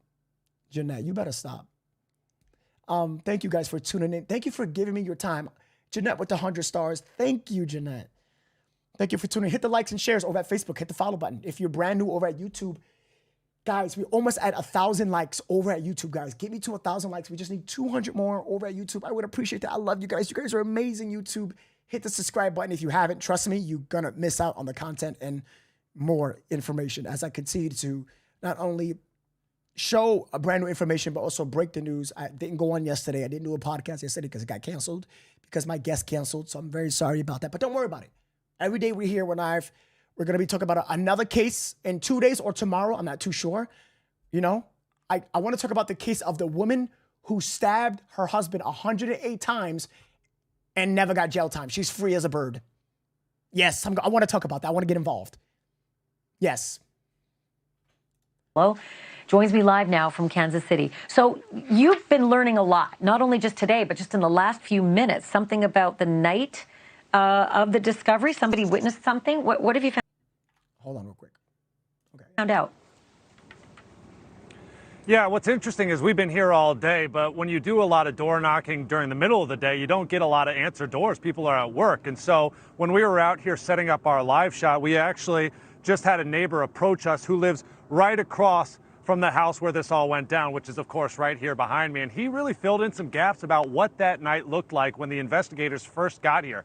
First and foremost, he said just by happenstance, he happened to be looking out the window at the time that Clayton McGeene's fiancée actually came here to snoop around for herself. Remember, she was the one who actually discovered the bodies in the first place and called 911. So from this neighbor's firsthand eyewitness report, he says he watched her actually leave the backyard, this gate right here behind me, call 911. And he said shortly after that, this whole street was flooded with cops. Meanwhile, he's filming the whole thing from his cell phone, from his front window, looking out, just wondering what the heck could be happening right here. Chat, if I can get an interview with the neighbor, would you guys get in here and watch it? Would you guys be here for that interview if I'm able to interview the neighbor? I am.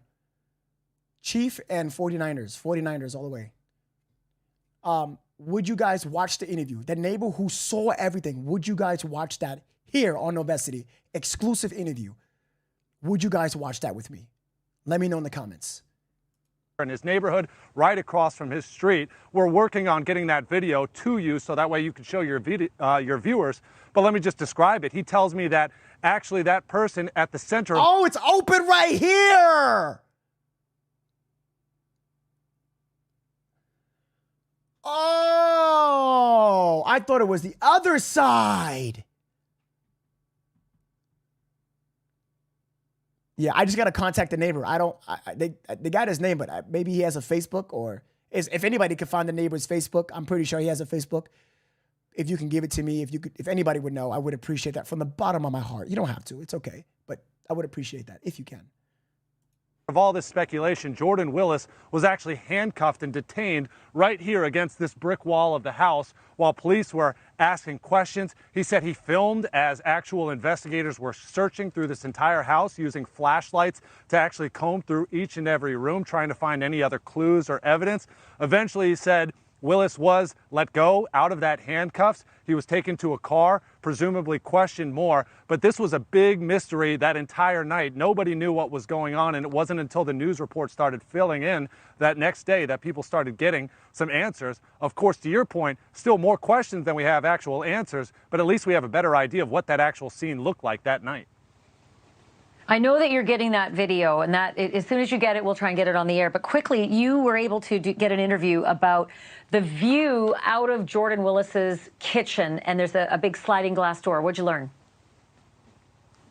Yeah, exactly. I think a lot of people here are a little skeptical about the story that we're hearing, in specific, Jordan Willis's story, the fact that he slept through 48 hours without actually having any sort of inclination that his friends were dead outside. And so most people that I'm here in the neighborhood that I'm speaking to tell me that they just don't know Jordan. He seems to be a bit of a hermit. He doesn't come out. He doesn't really talk to neighbors. He has 2 dogs, we know, but he doesn't really do much dog walking. And so a lot of people are a little weirded out by this whole story. Here's what one neighbor told me.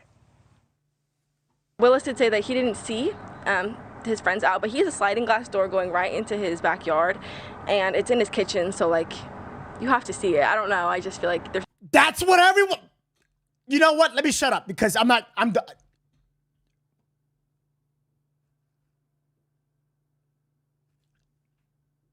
I'm just a host of a podcast show. But if I'm saying shit, okay. There's no way you didn't see your friends dead outside. So even if he didn't contribute to their deaths, it's a little weird. He may not be telling the whole truth. Right. I mean, people were calling him, people were knocking on the door, and he wasn't answering to anybody. So I just feel like that's odd that you wouldn't say anything. I think it's just a matter of time. You know, I trust a lot of the people who are involved in investigating the case, and I'm just waiting for any answers as a community member. I think that's what we're all waiting for. And we do know now that Jordan Willis no longer lives here. This was a rental property that he lived in, but these neighbors tell me that they saw a U-Haul truck within about a week and then packing it all up and moving out. It's empty now. There is one light that stays up on the upper floor, but the neighbor here tells me that it's been on every single day since this incident happened. Break in to our coverage, Alex, when you get that video of Jordan Willis being cuffed that night, if you would. I know that's a lot of logistics, but if you can, certainly let us know. We're on the air for another 28 minutes. You got it. Thank you for watching. I kind of want to get into some articles because, okay. All right, guys. Now we are officially up to date with the videos that came out earlier this morning. Now these are evening videos. That means videos that came out as of tonight, Eastern time, between the time of 7 and 10 p.m., which is 39 minutes ago. I just want to go in order. I want to be methodical and do it correct. Make sure we get the facts, kind of like a storyline, like a, beginning to the end. So we can kind of put the pieces together. And, I just want to do it correct. So now, as of this video and moving forward, now we are understanding that we know that the neighbor recorded it. We saw the video. We know that there was an additional 2 neighbors that know about it. They just interviewed us. They know about it. And we know that David so happened passed away, found deceased on the chair on the porch, 2 bodies on the floor. We're going to talk about how that happened. We're going to create a scenario here of how it could have happened and why did it happen that way. We know that it was the nighttime. He did get detained, later released, no foul play. And then, this is good new information. And we also breaking down some of the facts that did occur versus the fake news and people stir up crazy stories that did not happen. Nicole Holder with the one gifted, she gifted Lana Hinman. They're giving out free subs over at YouTube. I don't know what to say here. You can head to YouTube if you want. But these people on YouTube are going crazy. Nicole, thank you. Holy chicken strips. I appreciate you. Wow, you guys are incredible. Like, I'm not worthy of any of this stuff. I thank you. Starry Night says, here in Novell City, we don't play. We slay. Go ahead. I appreciate that, Starry Night, with the 5. Thank you so much. We don't play. Thank you. We get the facts. Dog Mom with the 2 super chat says, Chiefs. You going for the Chiefs? Okay. I'm not going for the Chiefs. I'm going for 49ers. Typically, it will be the Giants or the Bills, but yeah. I just want to get these comments answered real quick. Do we know the time? At nighttime that happened. He got arrested. It was at night. I have the image right here. I have it right. Delete this one. I don't know what this is. It happened at, where's the image? Right here. That's him with his boxers, him being pregnant at 6 months with a glass and a robe. Him just not saying a word. I don't know. Yeah, this is it right here. This is never seen before image. You can see somebody took a picture of them in a car because you could see see how that arc lines up with that arc and it's transparent. That looks like glass that slides down because it's perfect. It aligns perfectly. So I'm going to assume it's inside of a car and they took the picture. Zoomed in. You can tell by the depth of focus. Yeah. Yeah. All right. Let's move on amicably. Because we got a lot to cover, guys. Sit back, relax. We ain't done. We ain't done. Excuse me. Oh my gosh. Sassy girl with the 20 Canadian super chat dollars. She just said, here, I appreciate you, sassy girl. Thank you so much. Thank you. Agent and News Nation Law and Justice contributor Jennifer Coffindaffer. Jennifer, always great to have you here. Are you... Okay, the title of this video is called Kansas City Deaths May Have Happened Due to Hypothermia. This is just one scenario. This ain't a fact, but this is why the title of the podcast says cause of death possibility. Surprised that these families of these victims are completely in the dark. There's been all sorts of weird, sometimes contradictory information coming out from Jordan Willis and his lawyer, who have spoken briefly and sporadically. Why are these families not being told anything by Kansas City police? Well, really, the ball is being dropped. There are usually victim witness coordinators with every police department, especially a large police department like Kansas City. The FBI had them, everyone has them, and they serve as liaison between these victim families and law enforcement to just help answer questions, help them with the time. They offer counseling, and it seems like that ball has been completely dropped. Yeah, one victim, Wait, what did she just say? Wait, what? Wait. Well, really, the ball is being dropped. There are usually victim witness coordinators with every police department, especially a large police department like Kansas City. The FBI had them, everyone has them, and they serve as liaison between these victim families and law enforcement to just help answer questions, help them with the time. They offer counseling, and it seems like that ball has been completely dropped. Didn't we just say that the police department of Kansas City dropped the ball? We do this. We have done this for so long that I'm telling you that was the problem. And a former FBI agent, Jennifer Coffindaffer, just said what I said, that they dropped the ball, and I told you that they did. I knew it because how this was done between the victim's family, the victims themselves, how they treated Willis, the guy that told you at the beginning of this podcast where he is a professional at doing toxicology reports, stated that, hey, they probably didn't draw blood, and I'm surprised at that. You want to do that. Why would you conduct a no-foul play with less than 24 hours, and how this was done from the beginning when they were called till the end? She just said exactly what I just said. That's proof from a former FBI agent who worked on these cases for almost 20 years. Come on, man. We said this, that these officers should have done more here. How dare you do that? How dare you let him leave within a week in a U-Haul truck? How dare you not test him? How dare you, in less than 24 hours, how can you even go, oh gosh, get this out of here. This is ridiculous. Yeah, one of the family members of one of the victims told Chris Cuomo on News Nation last night that his brother was found dead sitting in a lawn chair on the back porch, not laying on the ground. Take a listen to it. They were found by an extended family member, so you guys are in contact. So go ahead, tell the audience. Yeah, so I believe David was found in a lawn chair on the back porch rather than all three laying flat, which definitely paints a picture we did not have from the very beginning. Jennifer, what does it tell you if one of the victims was, in fact, sitting in a lawn chair? And again, I cannot understand how Jordan Willis, for 2 days, never looked out his back window into his yard to see these bodies. Well, Elizabeth, you and the rest of the nation can't believe that he didn't see something.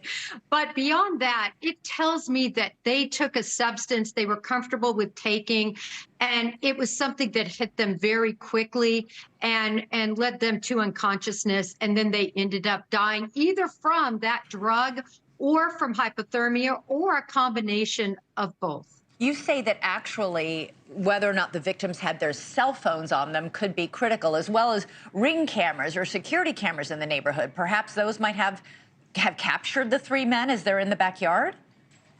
Well, it's really crucial that Kansas City do a canvas. They need to do a neighborhood canvas, not only to talk to individuals, but to also see who has those ring cameras and what was seen. Just imagine what's going to happen if that door actually did open and this individual resident was actually up and about and looking around. That's going to put a hole in his story that he was just asleep and had headphones on for 2 days. So, Elizabeth, that's important information that I hope Kansas City PD is digging deep into. Yeah, and obviously they didn't do any toxicology tests on Jordan Willis, the host and homeowner, oh my God! Or, home renter in this case, to see what he might have been taken. Do we know if he's cooperating with police, saying, yeah, we did this drug or took this substance? Well, they said he was cooperating, but it's interesting, right? It was 2 days later.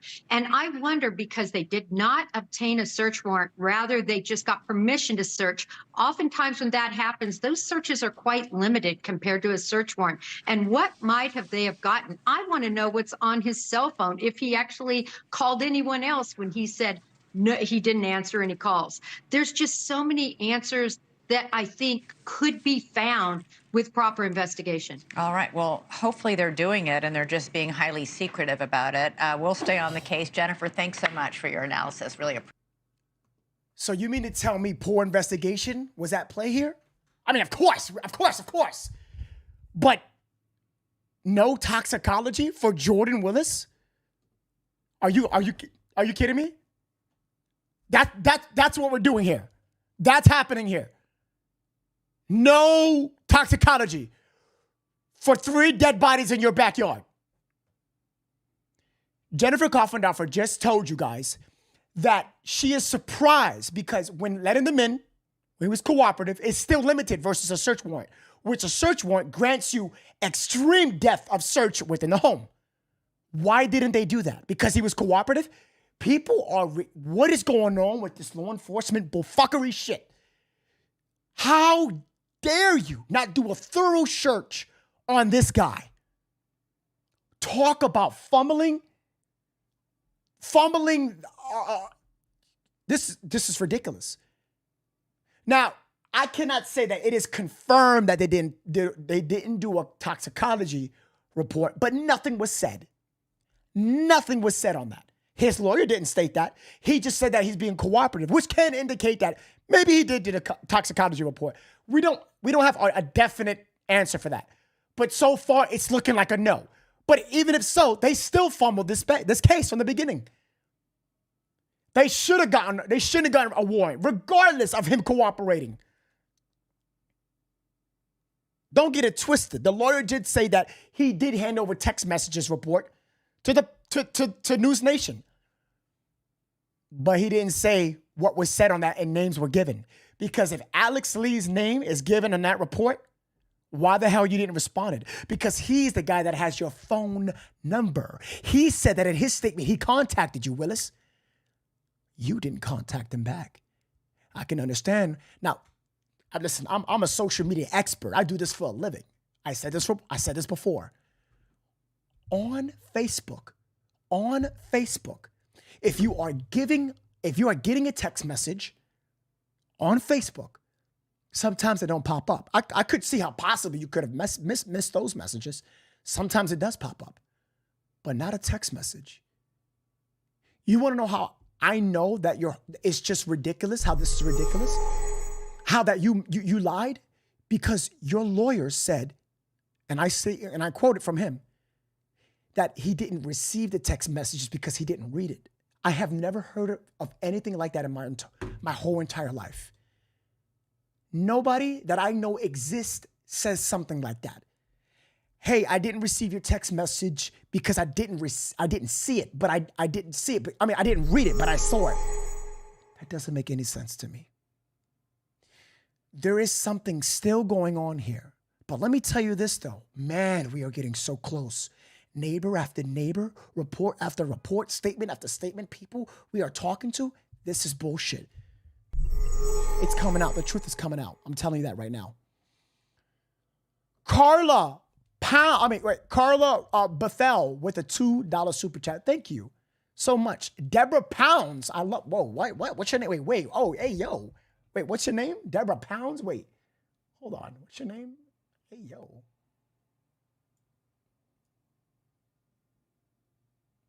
Hold on. Am I reading that right? Hold on.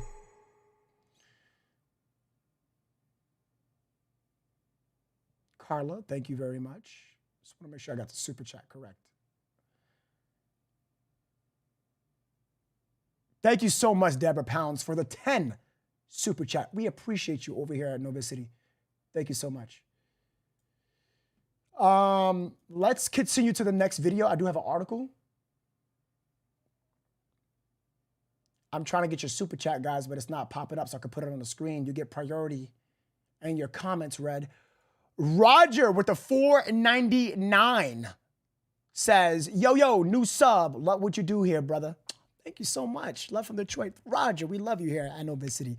Thank you. Deborah Pounds, again, thank you for the 10 super chat. Deborah, we appreciate you. Christina Beth with the 530 stars. She says, damn, if that would have been any of us, we would have been cuffed, tested, and thrown against every wall in every way.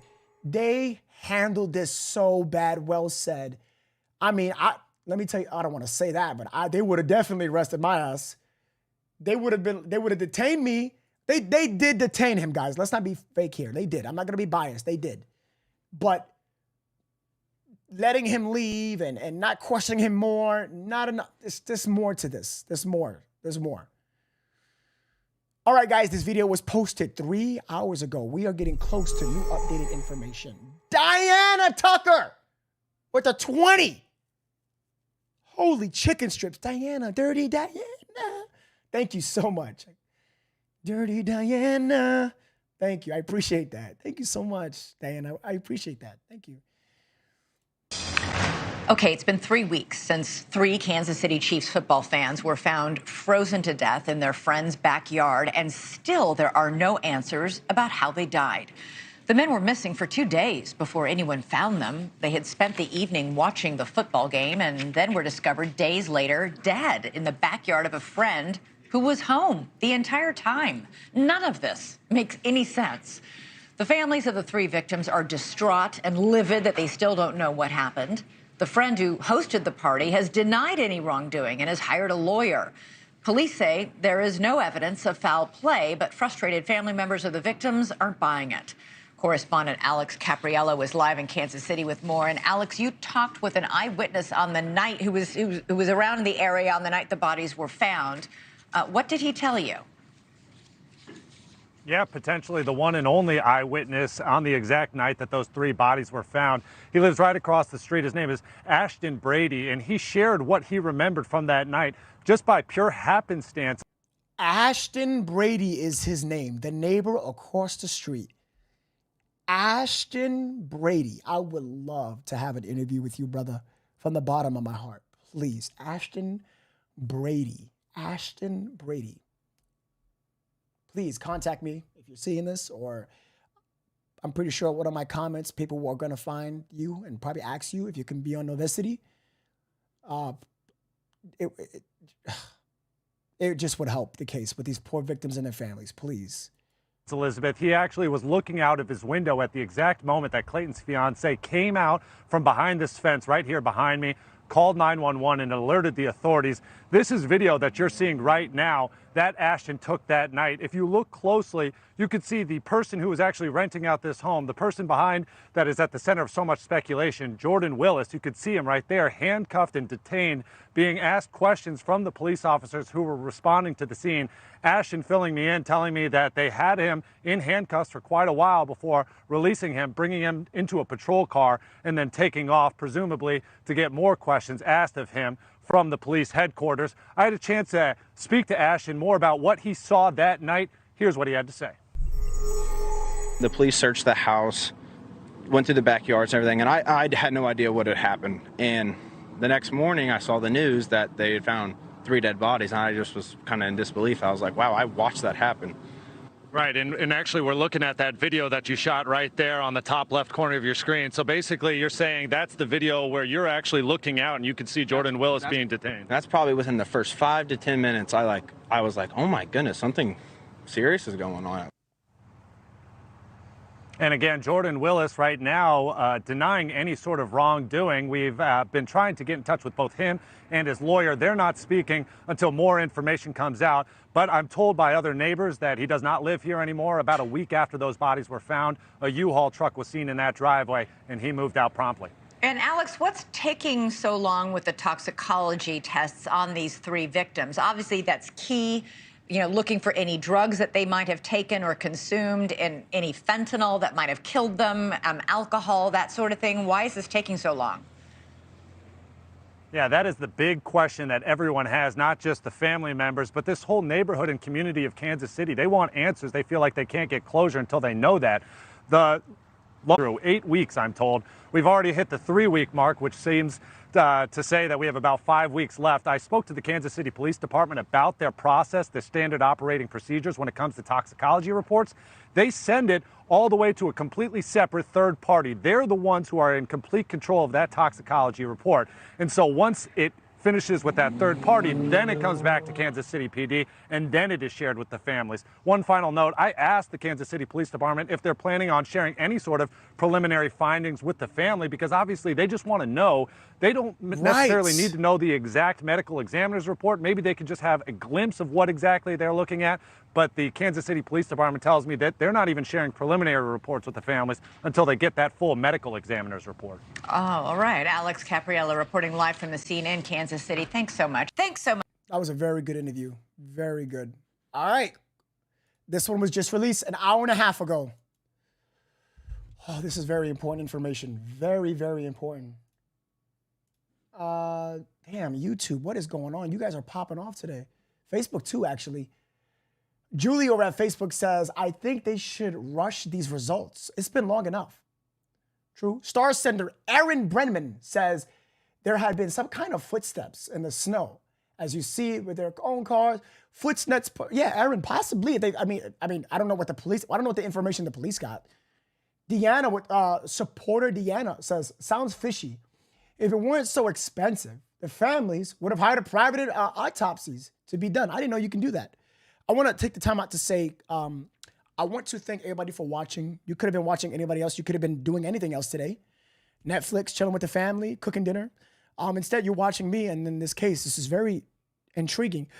I just want to say thank you so much for taking the time out of your night for watching me. I'm very humbled, and I thank you.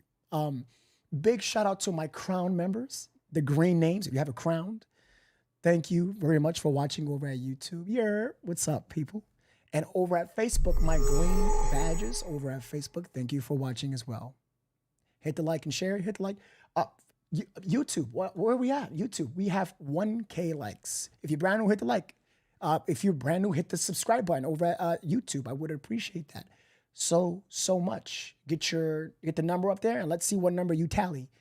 Let's do it. Something ain't right in Kansas City. You know, I love Kumo. Say it again, Kumo, one more time. Let's start with more proof that something ain't right in Kansas City. You know, all this noise about Taylor Swift and the Kansas City Chiefs, and not enough attention focused on this case. Yes. And that may include the police's attention. You got 3 young men, all in their 30s, found dead after watching a Chiefs game, hanging out at their friend's house.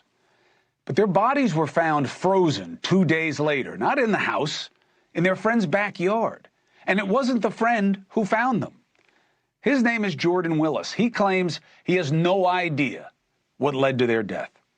But it does seem that cops initially were not so sure about his story. You seen this video? It's from a neighbor's phone, I think. Appears to show Willis in cuffs outside the house. That's him and a dog. We have some questions about the dogs also. At some point, maybe they'll show the video, maybe they won't. There it is. Okay. There are cars outside. There's police outside. I'm told if you look in there close under the circle, it's the police talking to him and that he may have had cuffs on. I don't know. I can't confirm it. But certainly, he was getting some police attention initially when someone else found the bodies at the house. Who? A concerned family member. Now, he wasn't arrested. Now, we're told police don't suspect foul play. Why? No gunshots, no stab wounds, no signs of violence, and obviously they didn't get anything out of him. But did they try? I mean, why did these young men die? It's going to come down to the toxicology, especially if Willis or another can't or won't explain what happened in that house and how they wound up outside and eventually dead. And the wait has been an eternity for the families, not helped by their claims that police have not been talking to them at all, ever. Now, you can say, let them investigate. Listen, I've been doing this a long time, okay? The state is making the case. The state represents the crime, okay? The law versus the criminal. The victim, okay, is now represented by those families, and the authorities always talk to them, but not here. Yes, I told you guys. Tonight we have. Didn't we say this? They do. No, they really. Guys, I'm telling you, I will not bullshit y'all. Something is just so weird here. It's strange here. This case, he's right. They're not even talking. Guys, that's true. They're not even talking. Nothing. I'm telling y'all, man, something. Say that, Kumo, say it one more time. Police have not been talking to them at all, ever. Now, you can say, let them investigate. Listen, I've been doing this a long time, okay? The state is making the case. The state represents the crime, okay? The law versus the criminal. The victim, okay, is now represented by those families, and the authorities always talk to them, but not here. So tonight we have new concerns and new information from the parents of one of the men who died at that house, Ricky Johnson. Let's bring in Ricky Johnson's father, Ricky Johnson Sr., and Linda Johnson. Ricky Johnson. This is a brand new video. They just conducted this interview just a few hours ago, a couple of hours ago. Please hit the like, share over at YouTube and Facebook. Let's get involved. I want to know what the hell is going on because this is ridiculous. Because it looks like they're getting more serious now. Johnson's stepmom. Mr. Johnson, thank you for joining us again. And Linda, thank you for making the time to do this. How are you two doing? How are you doing, Linda? We're doing okay. We're hanging in there. They'll begin. Good, thank you. Linda, you and I were talking earlier today about what doesn't make sense to you here. First, what have you learned that is not public information for the rest of us? Well, I had received some personal belongings from Ricky, my son. They were left in the house, in Jordan's house.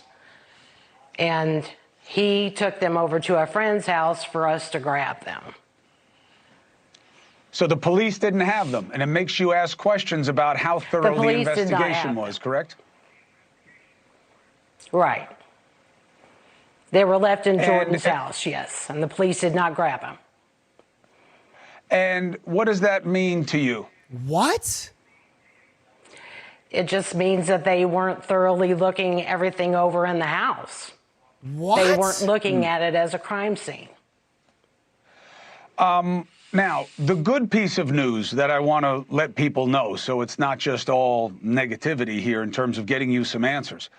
Tomorrow you have a big meeting. Who's it with and what does it mean to you?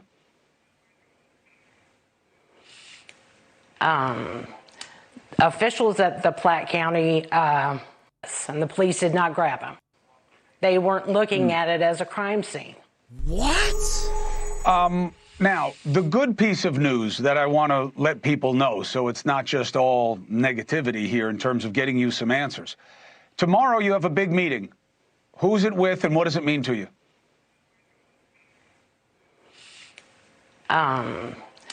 Officials at the Platte County, prosecuting attorney of Platte County. But that's a different police department. Right, Ricky, but that's a different police department than the one that was initially investigating the case.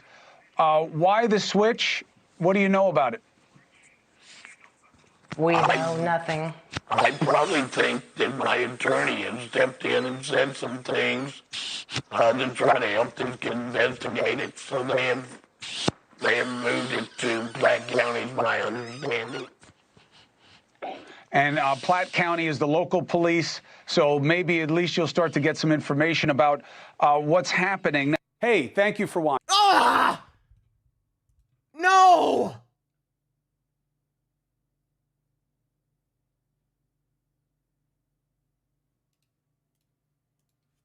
No!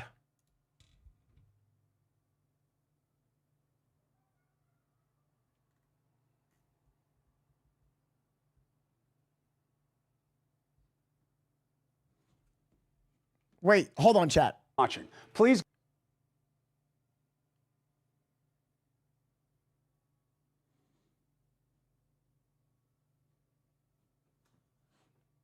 Wait.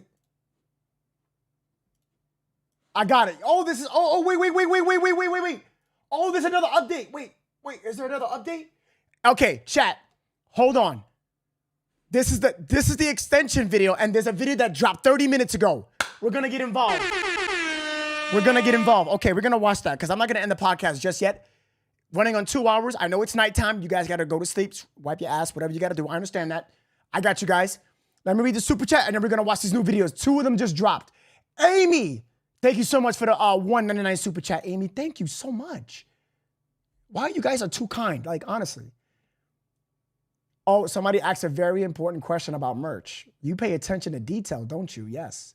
I'm going to talk about that at the end of the podcast. Do not go anywhere or you're going to miss it. Deborah Pounds with the 10 says, poor guys don't even know their team made it to the Super Bowl. I didn't even think about that. Damn, they would have been so happy, right?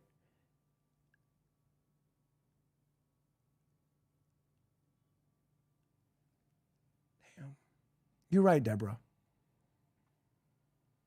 You're right. Thank you so much for the super chat. Thank you. Thank you so much. Deborah. Teresa Davis with the $1.99 super chat says, this is a crazy story. Glad you're covering. Teresa, I'm covering this story and many more other cases that are going to come and that has already came out, like the girlfriend who stabbed her boyfriend 108 times. Would you guys like me to cover that story as well? Or maybe I can do a morning session and do this one at night. You know? Should I do that? Would you guys like me to cover that story as well? Comment below. I'm reading the comments. Trust me. Cindy Herring with the $2 super chat says, sitting of, I owe you now, one of the guys sitting. Yes, sitting. David, correct. He was correct. Yes. You're right, correct, Cindy. And thank you so much. The other 2 was at the backyard, Cindy, yes. Thank you so much for the super chat, by the way, yes. Daniel says, new subscriber here. Chiefs won't lose. 100% sure.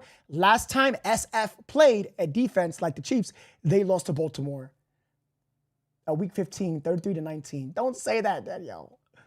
I'm not a big fan of Kansas Chiefs. Don't get me started on Taylor Swift, please. Let's focus on the story real quick, okay? It was stated David was positioned how he was sitting. I don't know. I do have these articles. You know what, guys? Here's what I'm gonna do. These articles are new that I have up here. They talked about David and his position. Let me save these articles for tomorrow. Let me do that because I'm running on 2 hours. People want to go get some sleep, and I got you guys. You know, at Noves City, we dive deep in this. We don't play games. We got this. So let me punch these articles for tomorrow for new videos that's coming out overnight. No, yes, please, guys. These articles are brand new. And I got you guys. So let me play this video. No, this video I'm gonna play. I'm gonna play the videos today, right now. But the articles I'm gonna save for tomorrow's videos, okay? Brand new video, guys. Let's get involved. Let's get involved. Where's it at? Where's it at? Where's it at?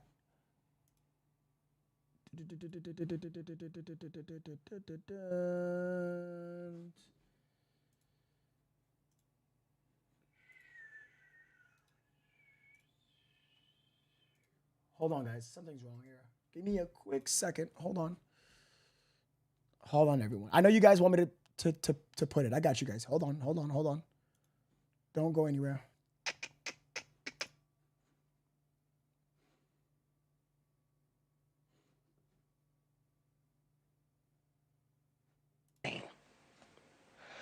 Now, the good piece of news that I want to...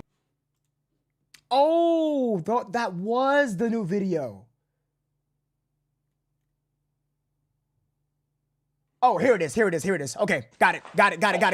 This bothers you, Linda, the idea of the responsiveness of Jordan Willis, right? Because... So let me sum it up to you. Something is happening with prosecution tomorrow. I'm not too sure. And there's going to be new information tomorrow. I'm going to talk about it, I guess. I hope you guys are going to be here for that. I hope you guys are going to be here for that. I'm going to do a podcast on it. You had people banging on his door, nothing happened, and the part that bothers you is that something changed when police showed up, Linda. What changed? I don't know what changed. I don't know why he would hear the police and not hear the people that had been there just prior. It's like he's acting. He's just trying to seem like I didn't hear anything before this, and now that the police are here, I suddenly hear everything that's going on. Somebody was so worried about what had happened when they couldn't find their loved one that they went into the house, never encountered Jordan Willis.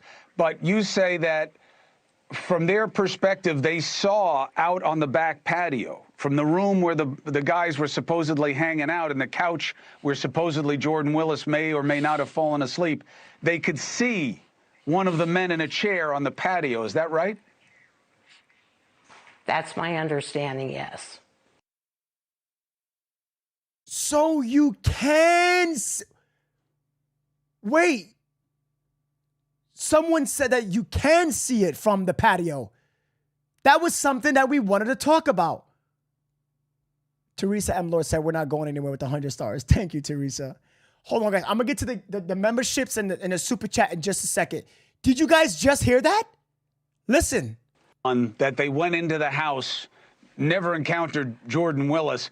But you say that from their perspective, they saw out on the back patio, from the room where the guys were supposedly hanging out and the couch where supposedly Jordan Willis may or may not have fallen asleep, they could see one of the men in a chair on the patio. Is that right? Are you kidding me? So wait a minute, the couch is in the room? Hold on. Wait a minute. Wait a minute. You mean to tell me the couch is parallel to the outside of the fucking patio? Are you out of your mind? What? I'm going to replay that again. Get involved. But you say that from their perspective, they saw out on the back patio, from the room where the guys were supposedly hanging out and the couch where supposedly Jordan Willis may or may not have fallen asleep, they could see one of the men in a chair on the patio. Is that right? That's my understanding. Oh, my yes. God. She saw that house right away, or she saw that body out on the back patio right away because it was sitting up. It was not laying down on the ground. And it obviously raised your concern about how could this time go by and their friend not notice them out there. Absolutely, yeah.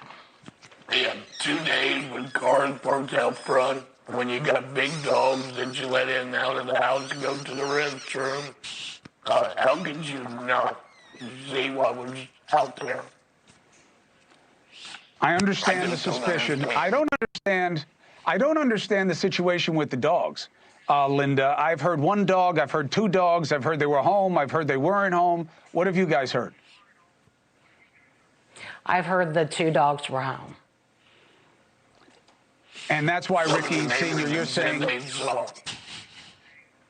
So if he had the dogs, either he didn't let them out, which would mean that house would be a mess after 2 days, or he was letting them out. And how do you explain that? Time out. Hold on real quick. Hold on. Respectfully, they said. They didn't say it's a fact. They heard. There's a difference, chat. There's a difference. Anyway, YouTube, I do see the super chats, guys. I know people send super chats like Laura. I got you. I just want to get to the story real quick. Now, let me replay that. We got to be very careful here not to twist words. Let's listen very carefully, okay? I want to get the facts correct. I don't understand the situation with the dogs, Linda. I've heard one dog. I've heard 2 dogs. I've heard they were home. I've heard they weren't home. What have you guys heard? I've heard the 2 dogs were home. And that's why, Ricky Sr., you're saying... So if he had the dogs, either he didn't let them out, which would mean that house would be a mess after 2 days, or he was letting them out. And how do you explain that? Exactly. Okay. Now we have a different scenario. Let's just say that the dogs were there for 2 days. Your dogs didn't bother you? Your dogs took pee and shit in the house? 2 dogs you didn't hear barking? 2 dogs, if they were there, I'm just saying, if they're there. What is going on in this case? Can anybody explain to me now, if there are dogs involved, how he didn't get up?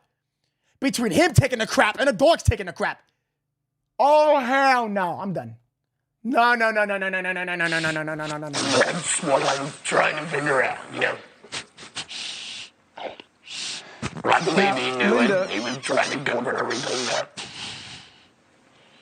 Well, but then, Linda, it takes us to another obvious situation. If this is all so obvious and curious, you know, the story doesn't make sense, you must know something more, the police don't seem to share the curiosity that this play happened here. What do you make of their assessment? I think the video is messed up. That's not me.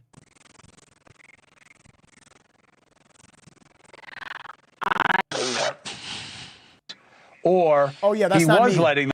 Chat, that's not me. The video is messed up. It's not me. It's not me. This is all so obvious and curious.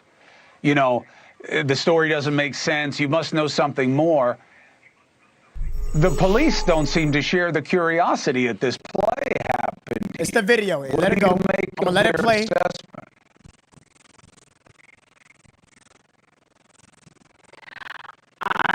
Foul play and would be looked at as foul play and to some degree.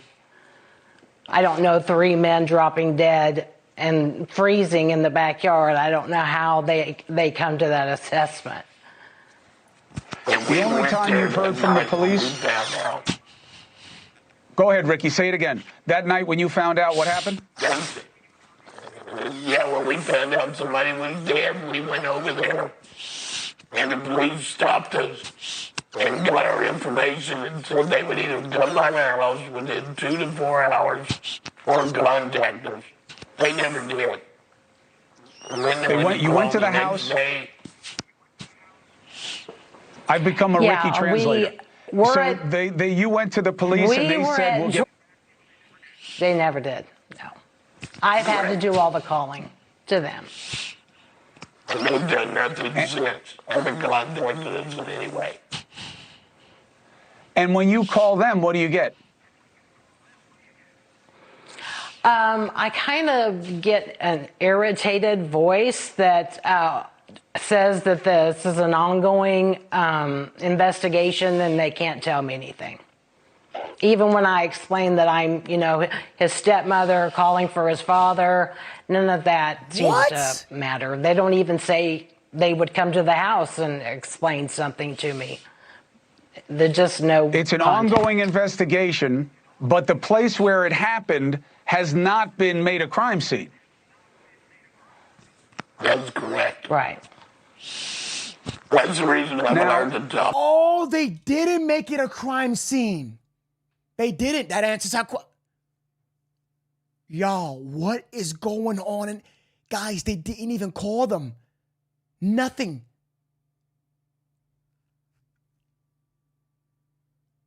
Kansas City, what is going on? What's up with your department? That specific department. Oh my God, they didn't. They didn't. What the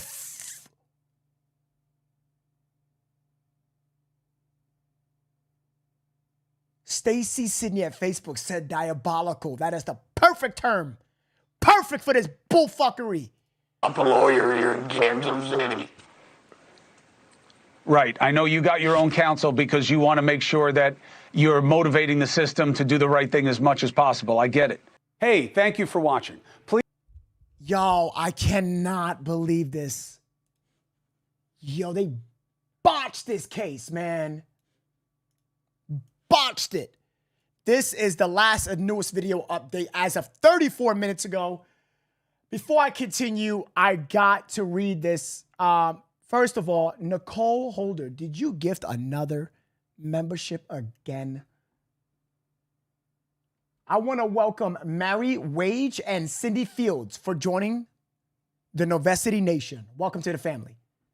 Laura with the $10 super chat says, some drugs are metabolized by the body within 24 hours.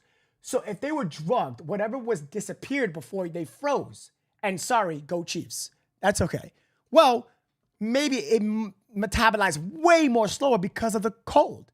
Now, as Jennifer Coffendorfer said with news anchor Ashley, that because it was frozen, they were frozen, hypothermia could have assisted into these deaths, as well as being drugged or poisoned or what have you. Jen joined the Novacity Nation. Welcome to the nation. I appreciate you. Enjoy all your perks. Enjoy your crown. Enjoy your priority. You get a lot of perks. Mad Nation with the $5 super chat says, we need to see those body cams on those officers. Ooh, where's that comment? I want to pin that comment.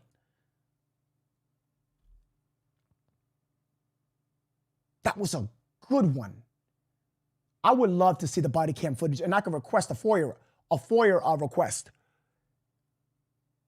Even if I'm in a different state, can I request a FOIA request as a civilian? I can, right? Because I live in the United States, correct? I don't have to live in that state. I can still get a FOIA request for that body cam footage, right? Even though I live in New York City.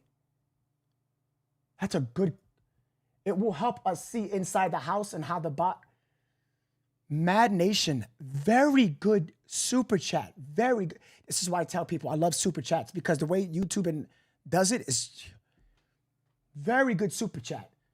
Sending light onto you. Welcome, Mel. Mel, welcome to the nation. We appreciate you. Welcome. Enjoy your perks, okay? Mel Namaste. Welcome, welcome, welcome. That's a good question. Can we get the 911 call? Okay, so there were a lot of you guys sending me the 911 call from a certain YouTuber, and I didn't want to show that 911 call because it just wasn't good enough. No, it just what. No, if I'm going to show the 911, I'm going to show the 911 call from April calling. That's the one I would show. Corey Lynn with the 200 stars says, Kansas City is all messed up. They got Taylor Swift going to the Super Bowl, and now they PD.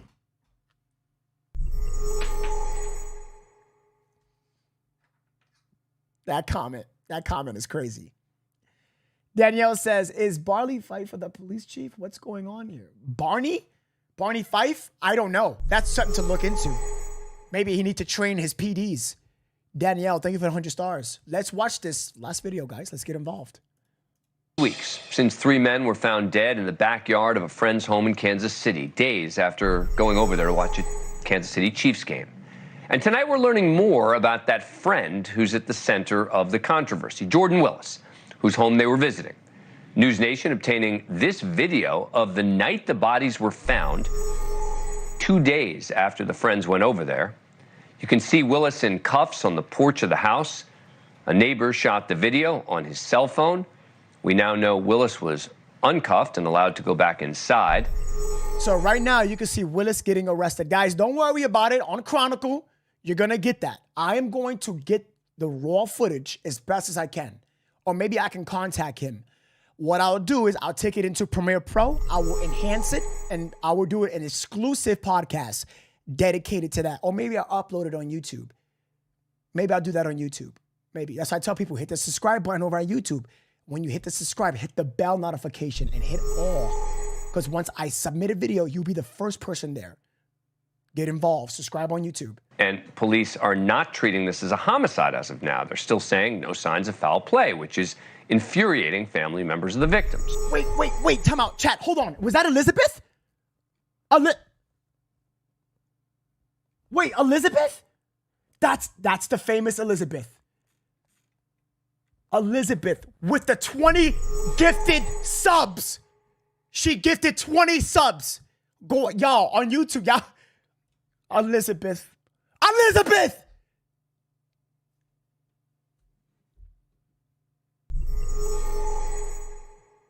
Elizabeth, thank you for the 20 gifted subs. If she giving you a gifted, say thank you to her.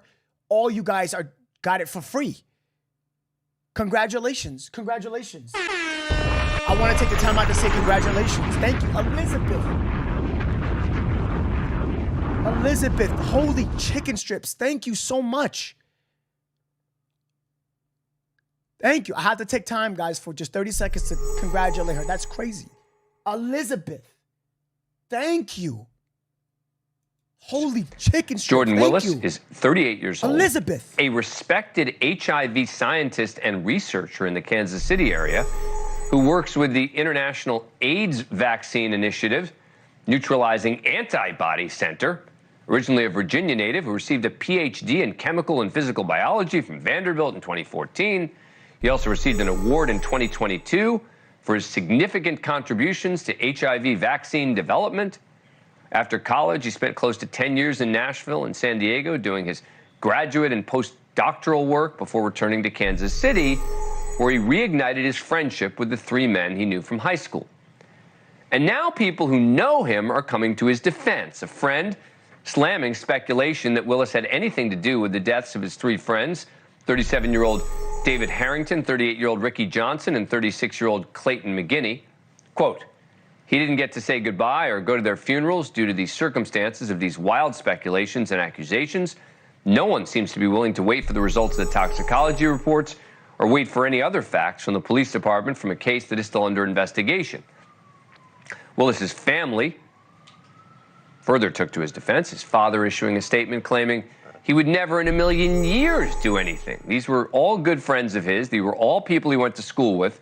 He took them to a football game the day before for the Chiefs. Willis's attorney, John Paserno, even saying he'd made plans with the men for a future date, claiming he'd bought tickets for all of them to go to the next Chiefs game. He didn't want any harm to come to them. There was no ill will. News Nation correspondent Alex Capriello joins us now. He's been knocking on doors and speaking to neighbors in that area. Alex, thanks for joining us. Appreciate it. So what are people saying about him? Yeah, it really depends on who you ask, Dan. If you speak to the neighbors here. Before I could see this video is a... Be logical for a second. What do you guys think? What do you guys think? DC with the 99.99. Holy shit. Who are these people? DC, we can always count on you to produce excellent work. Thanks for all you do. DC, thank you. I'm not even worthy of this. Thank you, DC. I appreciate that. Holy shit. Thank you, DC. Damn, it looks like we might get that merch early. Thank you. I appreciate you. Thank you, mama. Thank you. Holy shit. I'm not even worthy of that. That's going to stay there for a while. They'll tell you they just really don't know much about Jordan. From what I could tell, he really kept to himself, stayed in his house most of the time. A lot of dog walkers around here, for example. We know Jordan had 2 pit bulls, but he was never really seen walking his dog. So a lot of mystery about who this guy was. Now, speaking to both the family of the victims and also the friends that I've been able to connect with, they tell me that Jordan did hang around with these guys every once in a while, but he wasn't necessarily a part of the same crew of men that grew up together from high school and beyond. So a lot of speculation about what his involvement was, just how tight he was with these guys, but not really that much that we can glean from the neighborhood. Let me play a little bit of some of the family reactions, who a lot of people are very angry with Jordan Willis. This is number 5. Last time we saw him, they were leaving the house, but he didn't know that they had left, so that doesn't make much sense. I think a lot of people know more than they're saying. You can't tell me he didn't know those brides were back there in the backyard. How do you not know there's 3 dead bodies in the back porch? You know, there's so many questions being asked about him, and, you know, I understand why his lawyer would probably be advising him to be careful about exactly what he says and wait for the toxicology reports. But, you know, if the story is exactly as he says it, right, that he was just in his house and 2 days later, someone else finds these bodies in his backyard and he had no idea, you would think that he really might want to come out himself and say something like that. Do we have any indication that he might speak out publicly? Yeah, look, I tried getting in contact with his actual attorney, trying to get just the latest on Jordan, not to mention his story, but also how he's feeling with all this stuff going on surrounding him. The lawyer's not talking, not until a toxicology report comes out, and really that was the final word that I got from him. But I think you're right. I think a lot of people are expecting him to, you know, shout from the rooftops his innocence or just what he was actually going through for those 48 hours, because I'll tell you, neighbors here are skeptical about that story. They find it hard to believe. And just from what I could tell with my own eyes looking at the backyard, a lot of windows back there leading out to the patio and to the chair where we know David Harrington was found sitting upright, frozen to death. So it feels really hard to believe that someone could actually be there for 2 full days and not see 3 friends in the backyard. But that's the story that we have right now. That's the story we have to go with until we know something further. Of course, everyone's just waiting on those toxicology reports, of course. Well, you mentioned John Paserno, who was on this show, his attorney, who said that Willis had been asleep on the couch next to a loud fan for 2 days. He was also wearing noise-canceling headphones when concerned family members came calling, which, you know, seems to address all the questions about why he wasn't answering the door, et cetera. But, you know, again, the questions continue, and I think you point out about exactly how one of the bodies was found, which, again, leads to more questions. So we'll wait on the toxicology reports. I know everyone's saying that they believe that's going to answer a lot of questions. It will answer some. I'm not convinced it's going to answer all the questions. So we shall see. Alex, thanks very much for coming on the program. Appreciate it. Thank you for watching. I agree with him on that. It's not going to answer all the questions. It's not. It's not. I agree with him. It's not. I'm sorry. The toxicology report can come back, guys.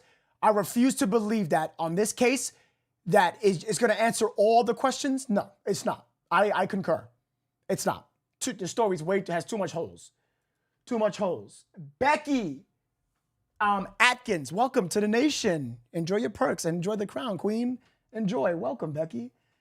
Mary Wage gifted 5 memberships on YouTube. Everybody's going to be a member? Wow, this is nuts. Mary, thank you. What is going on? Thank you guys so much.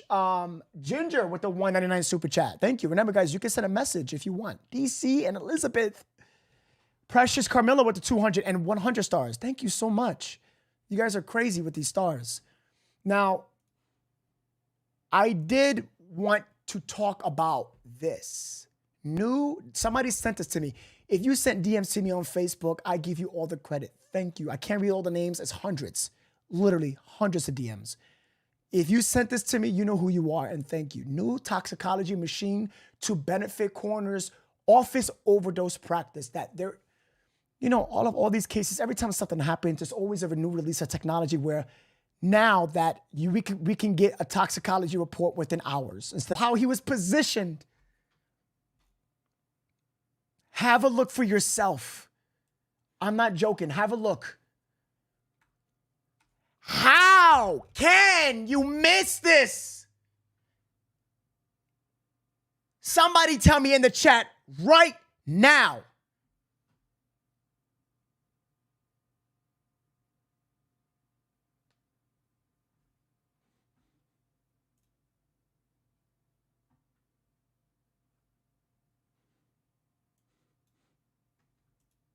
How?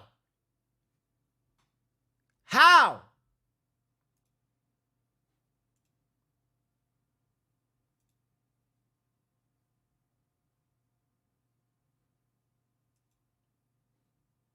I'm going to wait. I'm waiting. Oh, Michelle Austin said a good comment. With red Kansas City gear. Look at the contrast of the backyard. In the red jersey stick out. I'm talking about it. I'm talking about it.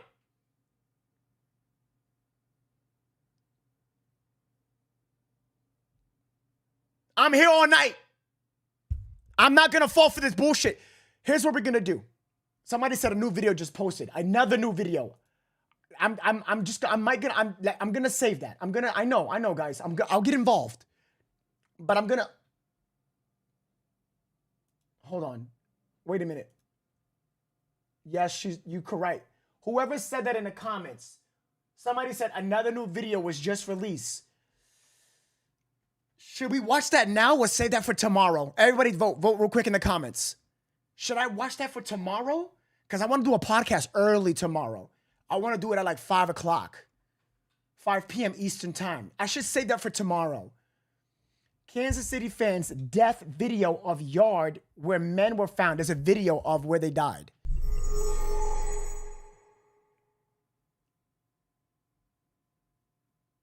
Everyone is saying now. Okay, you guys, you're the boss. I'm not the boss. I know this is my podcast, but you guys are the boss. I'm not the boss. Whatever you guys say, I got to do. I'm not the boss. You guys are. Look at all these nows. Jesus, chicken strips. All right, you guys got it. You won. A view. Brand new video of the view of the backyard in current form. You guys got it. All right, you guys are daddies. I'm not daddy. You're daddy. I'm not daddy. You're daddy. Let's get into it. Let's watch. Guys, on YouTube, hit the like. Can we get to 1.5K? That's all. 1.5K on YouTube. And Facebook, you guys are doing incredible. Can we get to 200 shares and we're done? Let's get involved. Thank you guys for tuning in with me. I love you guys so much. And thank you for your support. Thank you. Mary Bell with the 100 stars says, you can miss it if you're blind or plain stupid. Mary Bell, exactly.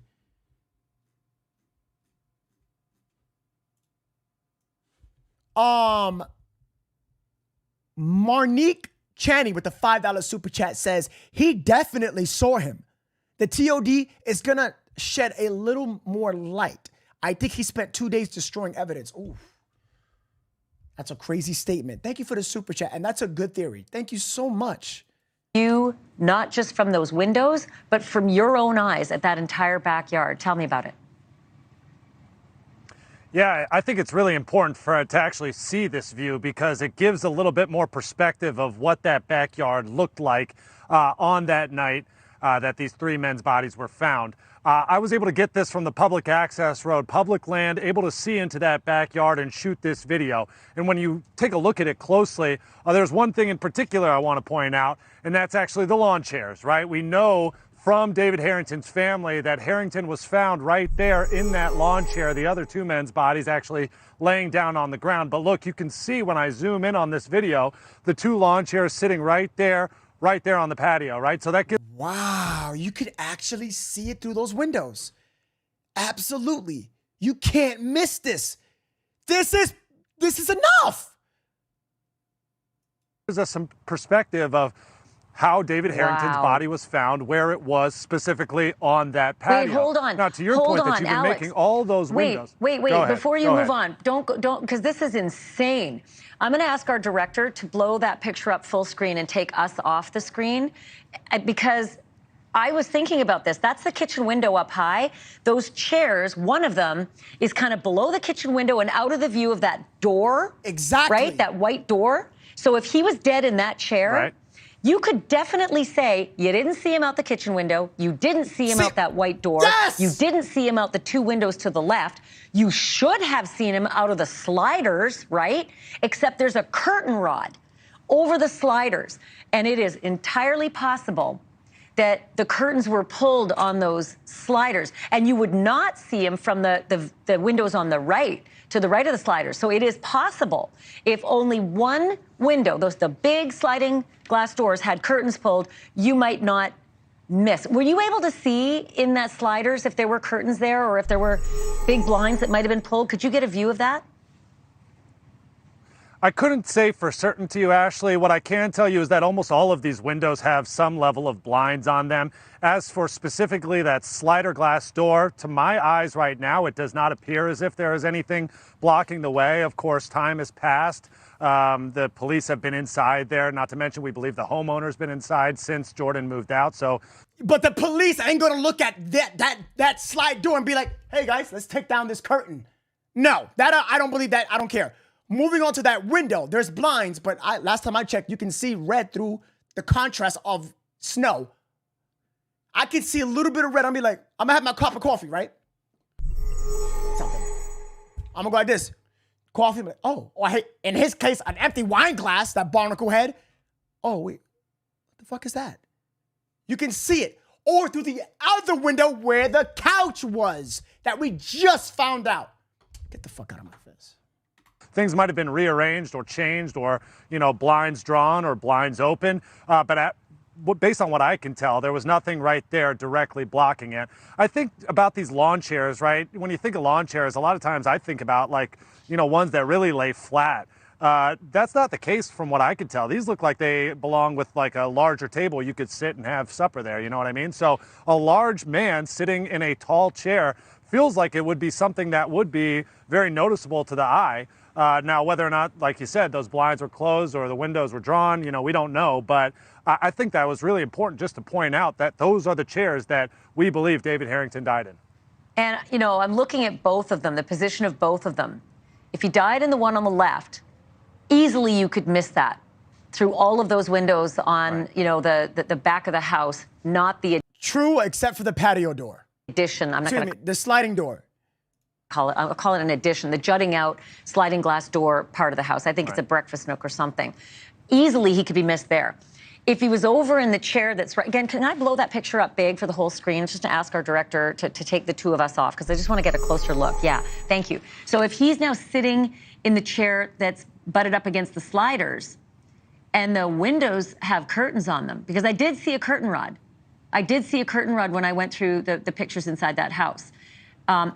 You could miss him there too. I mean, out the kitchen window, you could, it's a little harder to miss him there, right? Because it's not right underneath the window, it's just slightly out. But I'm not getting, I'm getting a 1D perspective. Did you get a 3D perspective on that? Yeah, it might be worth another glance to go back there and see, but I see your point and I see how it might be possible to miss out on somebody that might be sitting there. But to me, this is a large backyard. It's a large patio. It's hard to see in this 2D format, to your point, but really just the thought of 3 people out there, 2 laying on the ground, 1 sitting upright in a chair. It's just really hard for me to believe that it's not, if anybody glanced out there from any of the 6 other windows, right? From upstairs, from downstairs, the kitchen, or the sliding glass in the breakfast nook, as you call it, right? There's so many opportunities for anyone. True. If it snowed. That's what I'm talking about, guys. The opportunities that are available for you to see 3 people with red clothing jackets. Let's stop the cap, please. I don't want to be repetitive. You guys know you guys know it. Jessica with the 100 stars says, who closed the curtains if they were the last ones at the door? Look at all those openings, right? Come on, right? Come on. Over the weekend, aren't you gonna look outside and see how much snow came down? Maybe, but you know, there's just so many opportunities. You know what? That's the other thing. Maybe there was a light dusting of snow and it was less. It was light snow. We saw the weather map and we saw the aftermath of all the days that passed. Let's not stop. Gifted. Norman with the gifted, 5 gifted. Thank you so much. Noreen, thank you so much. Jesus. Less visible, or maybe, here's another question for you. Those windows that face out the back, what are they looking at past the yard? Are there neighbors that they're looking right at? Because if I'm getting dressed in those windows upstairs, those windows are closed. I've got blinds on them, and very often, Alex, in my house, I keep the blinds closed even in the day in my bedroom, you know, because potentially people could see in. Do you know what those windows look directly across to? Are there other neighbors? No, so basically where I'm shooting this video from, you see in the foreground those tall grass. You know, that's right where the road is, and that's where I'm standing on the road. So it is public land, but there's not much of a vantage point from that. You got to kind of get up on your toes in order to see into that backyard. But the point is that there is not much visibility. When you look out from those upper floor windows out, you see the larger road to and from the interstate that leads to downtown Kansas City. Thank you for watching. Go to News Nation. So, out of all that, it's you can see it, some areas you can't. That's basically what it is. That's basically what he's saying. Some areas you can see it, some areas you can't. But he said it's hard to miss. They don't know what was the placement of these curtains. Interesting. Laura with the 5 super chat says he didn't see anything because he purposely didn't look outside because he knew they were there. Oh, that's a good one. Possibly. Spy probably slept it off for 2 days, right? Possibly, Laura. That's a very good super chat. Thank you, Laura. I appreciate that very much. Let's go to the next comment. Where were the other bodies laying in the yard, Michelle says? I don't know. In the back, I would not in the back, but in somewhere within the grass, I can say. Jen with the 499 says, I sent you pictures on Facebook Messenger of the view of the backyard from inside the living room and kitchen. You couldn't miss them. I'm going to show that tomorrow, Jen. I'm going to show that. And thank you for sending those pictures and the super chat. You're amazing. Guys, I got a lot of information tomorrow. So far, we're going to have a crazy podcast tomorrow. Out of all the information we knew today, we got more details to cover that we found out today, and we're going to talk about them more tomorrow, and of the new interview that's going to be tomorrow, as well as pictures and images and articles that I got that are brand new. We got a lot to cover tomorrow. I hope everyone's sexy booty is going to be here on Novicity, this podcast tomorrow. Gosh, you guys are popping off. Wait. What time tomorrow? Probably around 6 p.m. Eastern time. I can't give a definitive time just yet, okay? Elizabeth, is this my Elizabeth? Is this the Elizabeth? Elizabeth! But after death, the drugs in your system will not disappear. The body is no longer filtering or breaking down any longer. Oh. Elizabeth. That's why she sent this 20 super chat. That's a very...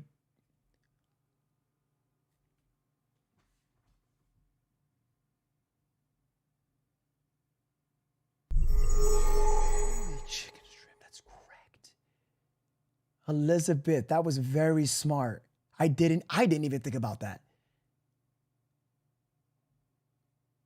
They're going to find something. And that's exactly what we need. We need to find it. Well said, Elizabeth. That's a very good fucking comment. Very good super chat. Martinique Channy with the 5 super chat says, or Alex is in electric plug. They were trying to come up with a plan for 2 days. Maybe that's why it took him so long to speak. Mr. Creepy Chemicals had to see him. YouTube is wild tonight. You know what? YouTube is showing so much love tonight. And Facebook is showing so much love tonight. I am officially giving out 2 more merch, free clothing from brand new Novicity logo. I'm giving out 1 new shirt on YouTube, randomized.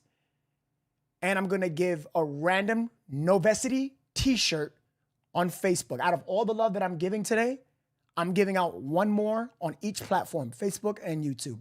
Because of everyone gifting subs and showing love, I'm giving out, when it releases, I'm giving it out for free. So that's a total of Joyce, Mippy, that's separate. They're going to get those. So I believe it's a total of 4 pieces of clothing for free, absolutely for free. I'm paying it out of my pocket for free, out of all the love. I'm going to choose people randomly. Vanessa Cruz with the $1. Thank you so much, Vanessa Cruz. I appreciate you so much. I want to get to these comments real quick. We're almost done here. I got to go through the super chats. Everyone, it's special. I got to do that. Yes, I got opening blinds and curtains every day. I open them. Somebody says he had to see who was sitting in that lawn chair. Someone is saying over YouTube, it's going so fast. Lacey Tucker with the 150 stars says, hey, I'm late. Brief synapse of any updates, please. You can rewatch it because I am going to end the podcast now. So I want to thank you so much for being here, but you can watch the podcast back all over. A lot of important information you don't want to miss. Mary Wedge says, you still would see shadow, says Mary Wedge with the super chat. You guys are sending very good, important information. This is why I love this. Mary, thank you so much. And hey, you're not wrong. Hot Mommy says, no, will there be a chicken strip merch? Hot Honey, that's a very good super chat. Possible. Depends if people want that or not. I really want to get this article out. I really want to talk about this. This is actually the picture of what the guy took. Look.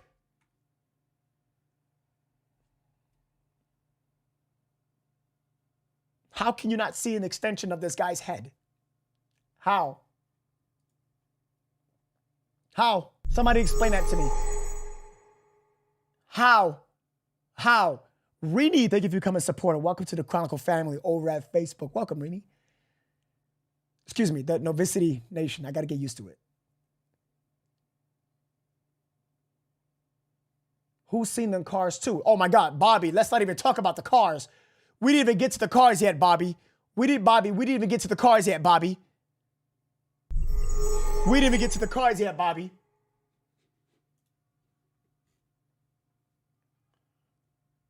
We didn't even get to the cars yet, Bobby. Look at this picture.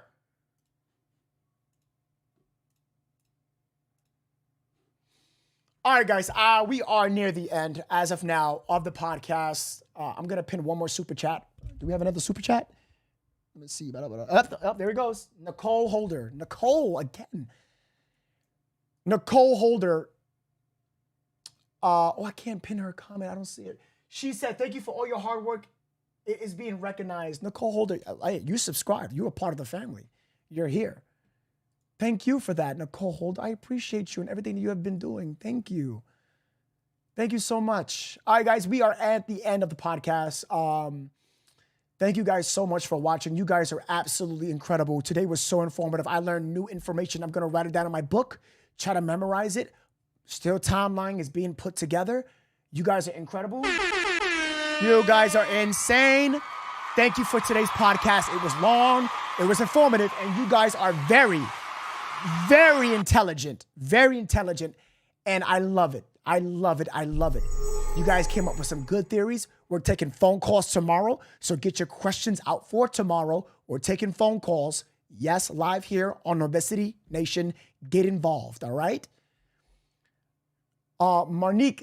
Martinique says, last one, I promise. They say Jordan was leaving, maybe meeting with Alex. Then Alex says, stay in contact with the family to see. Possibility. You have good theories, Martinique. Thank you so much.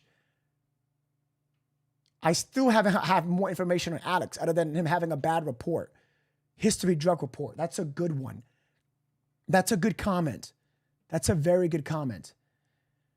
Jessica says with 100 stars, if they were out in the back of the patio and Willis was in the bed for days, how the curtains get closed if he had to see them, if he had closed them? Jessica, it's to the point where this bullshit, I don't believe it. There's something more to this and we got to figure it out. He doesn't just randomly not know. There's so many, guys, we didn't even talk about the cars. 2 of them had jackets. Oh my God. 2 of them had jackets. Where is the 3rd jacket? Why didn't he see it?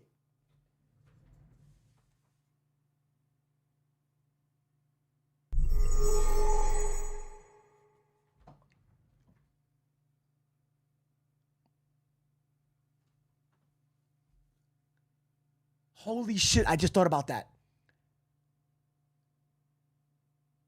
You only hit people who pay? No, Lachelle. I read your comment. It's priority. It's priority, that's all. Vivian Facebook says, if the Willis had caught females tampering with evidence. That I don't know. We may never know the whole truth, says Alicia over at Facebook. Possibly. I mean, you know what? You're right. Yeah, you're right. Debbie, welcome to Novacity Nation. Thank you for the membership. Welcome to the family. Welcome, welcome. All right, everyone. We are at the end of the podcast. Thank you guys so much for tuning in. I appreciate you. Guys, get some sleep. I haven't eaten food. I'm going to get my first meal of the day. I got a break night. I got to create the website for the merch. And I have to work on tomorrow's video and short video that I release on YouTube. So please, people, subscribe on YouTube. It's pinned on Facebook. It's in the description on Facebook. I tell people all the time, subscribe to the YouTube channel. YouTube, follow my Facebook, get involved, and thank you. Get the psychic on. If you guys want a psychic on the Novacity podcast, I would have to do that confidentially. Let me know if you would like that. I'll give people who believe that a chance. I'll give you guys a chance. You have not eaten? No, I have not eaten, like at all. No food. Look at just water. I'm not kidding. No food. No, I work too much. No, I'm not married. I don't have a wife. Blinds are open, says Mary Wedge over at $2 Super Chat over at YouTube. Blinds were open? We got to look inside that house. That's what we need to do.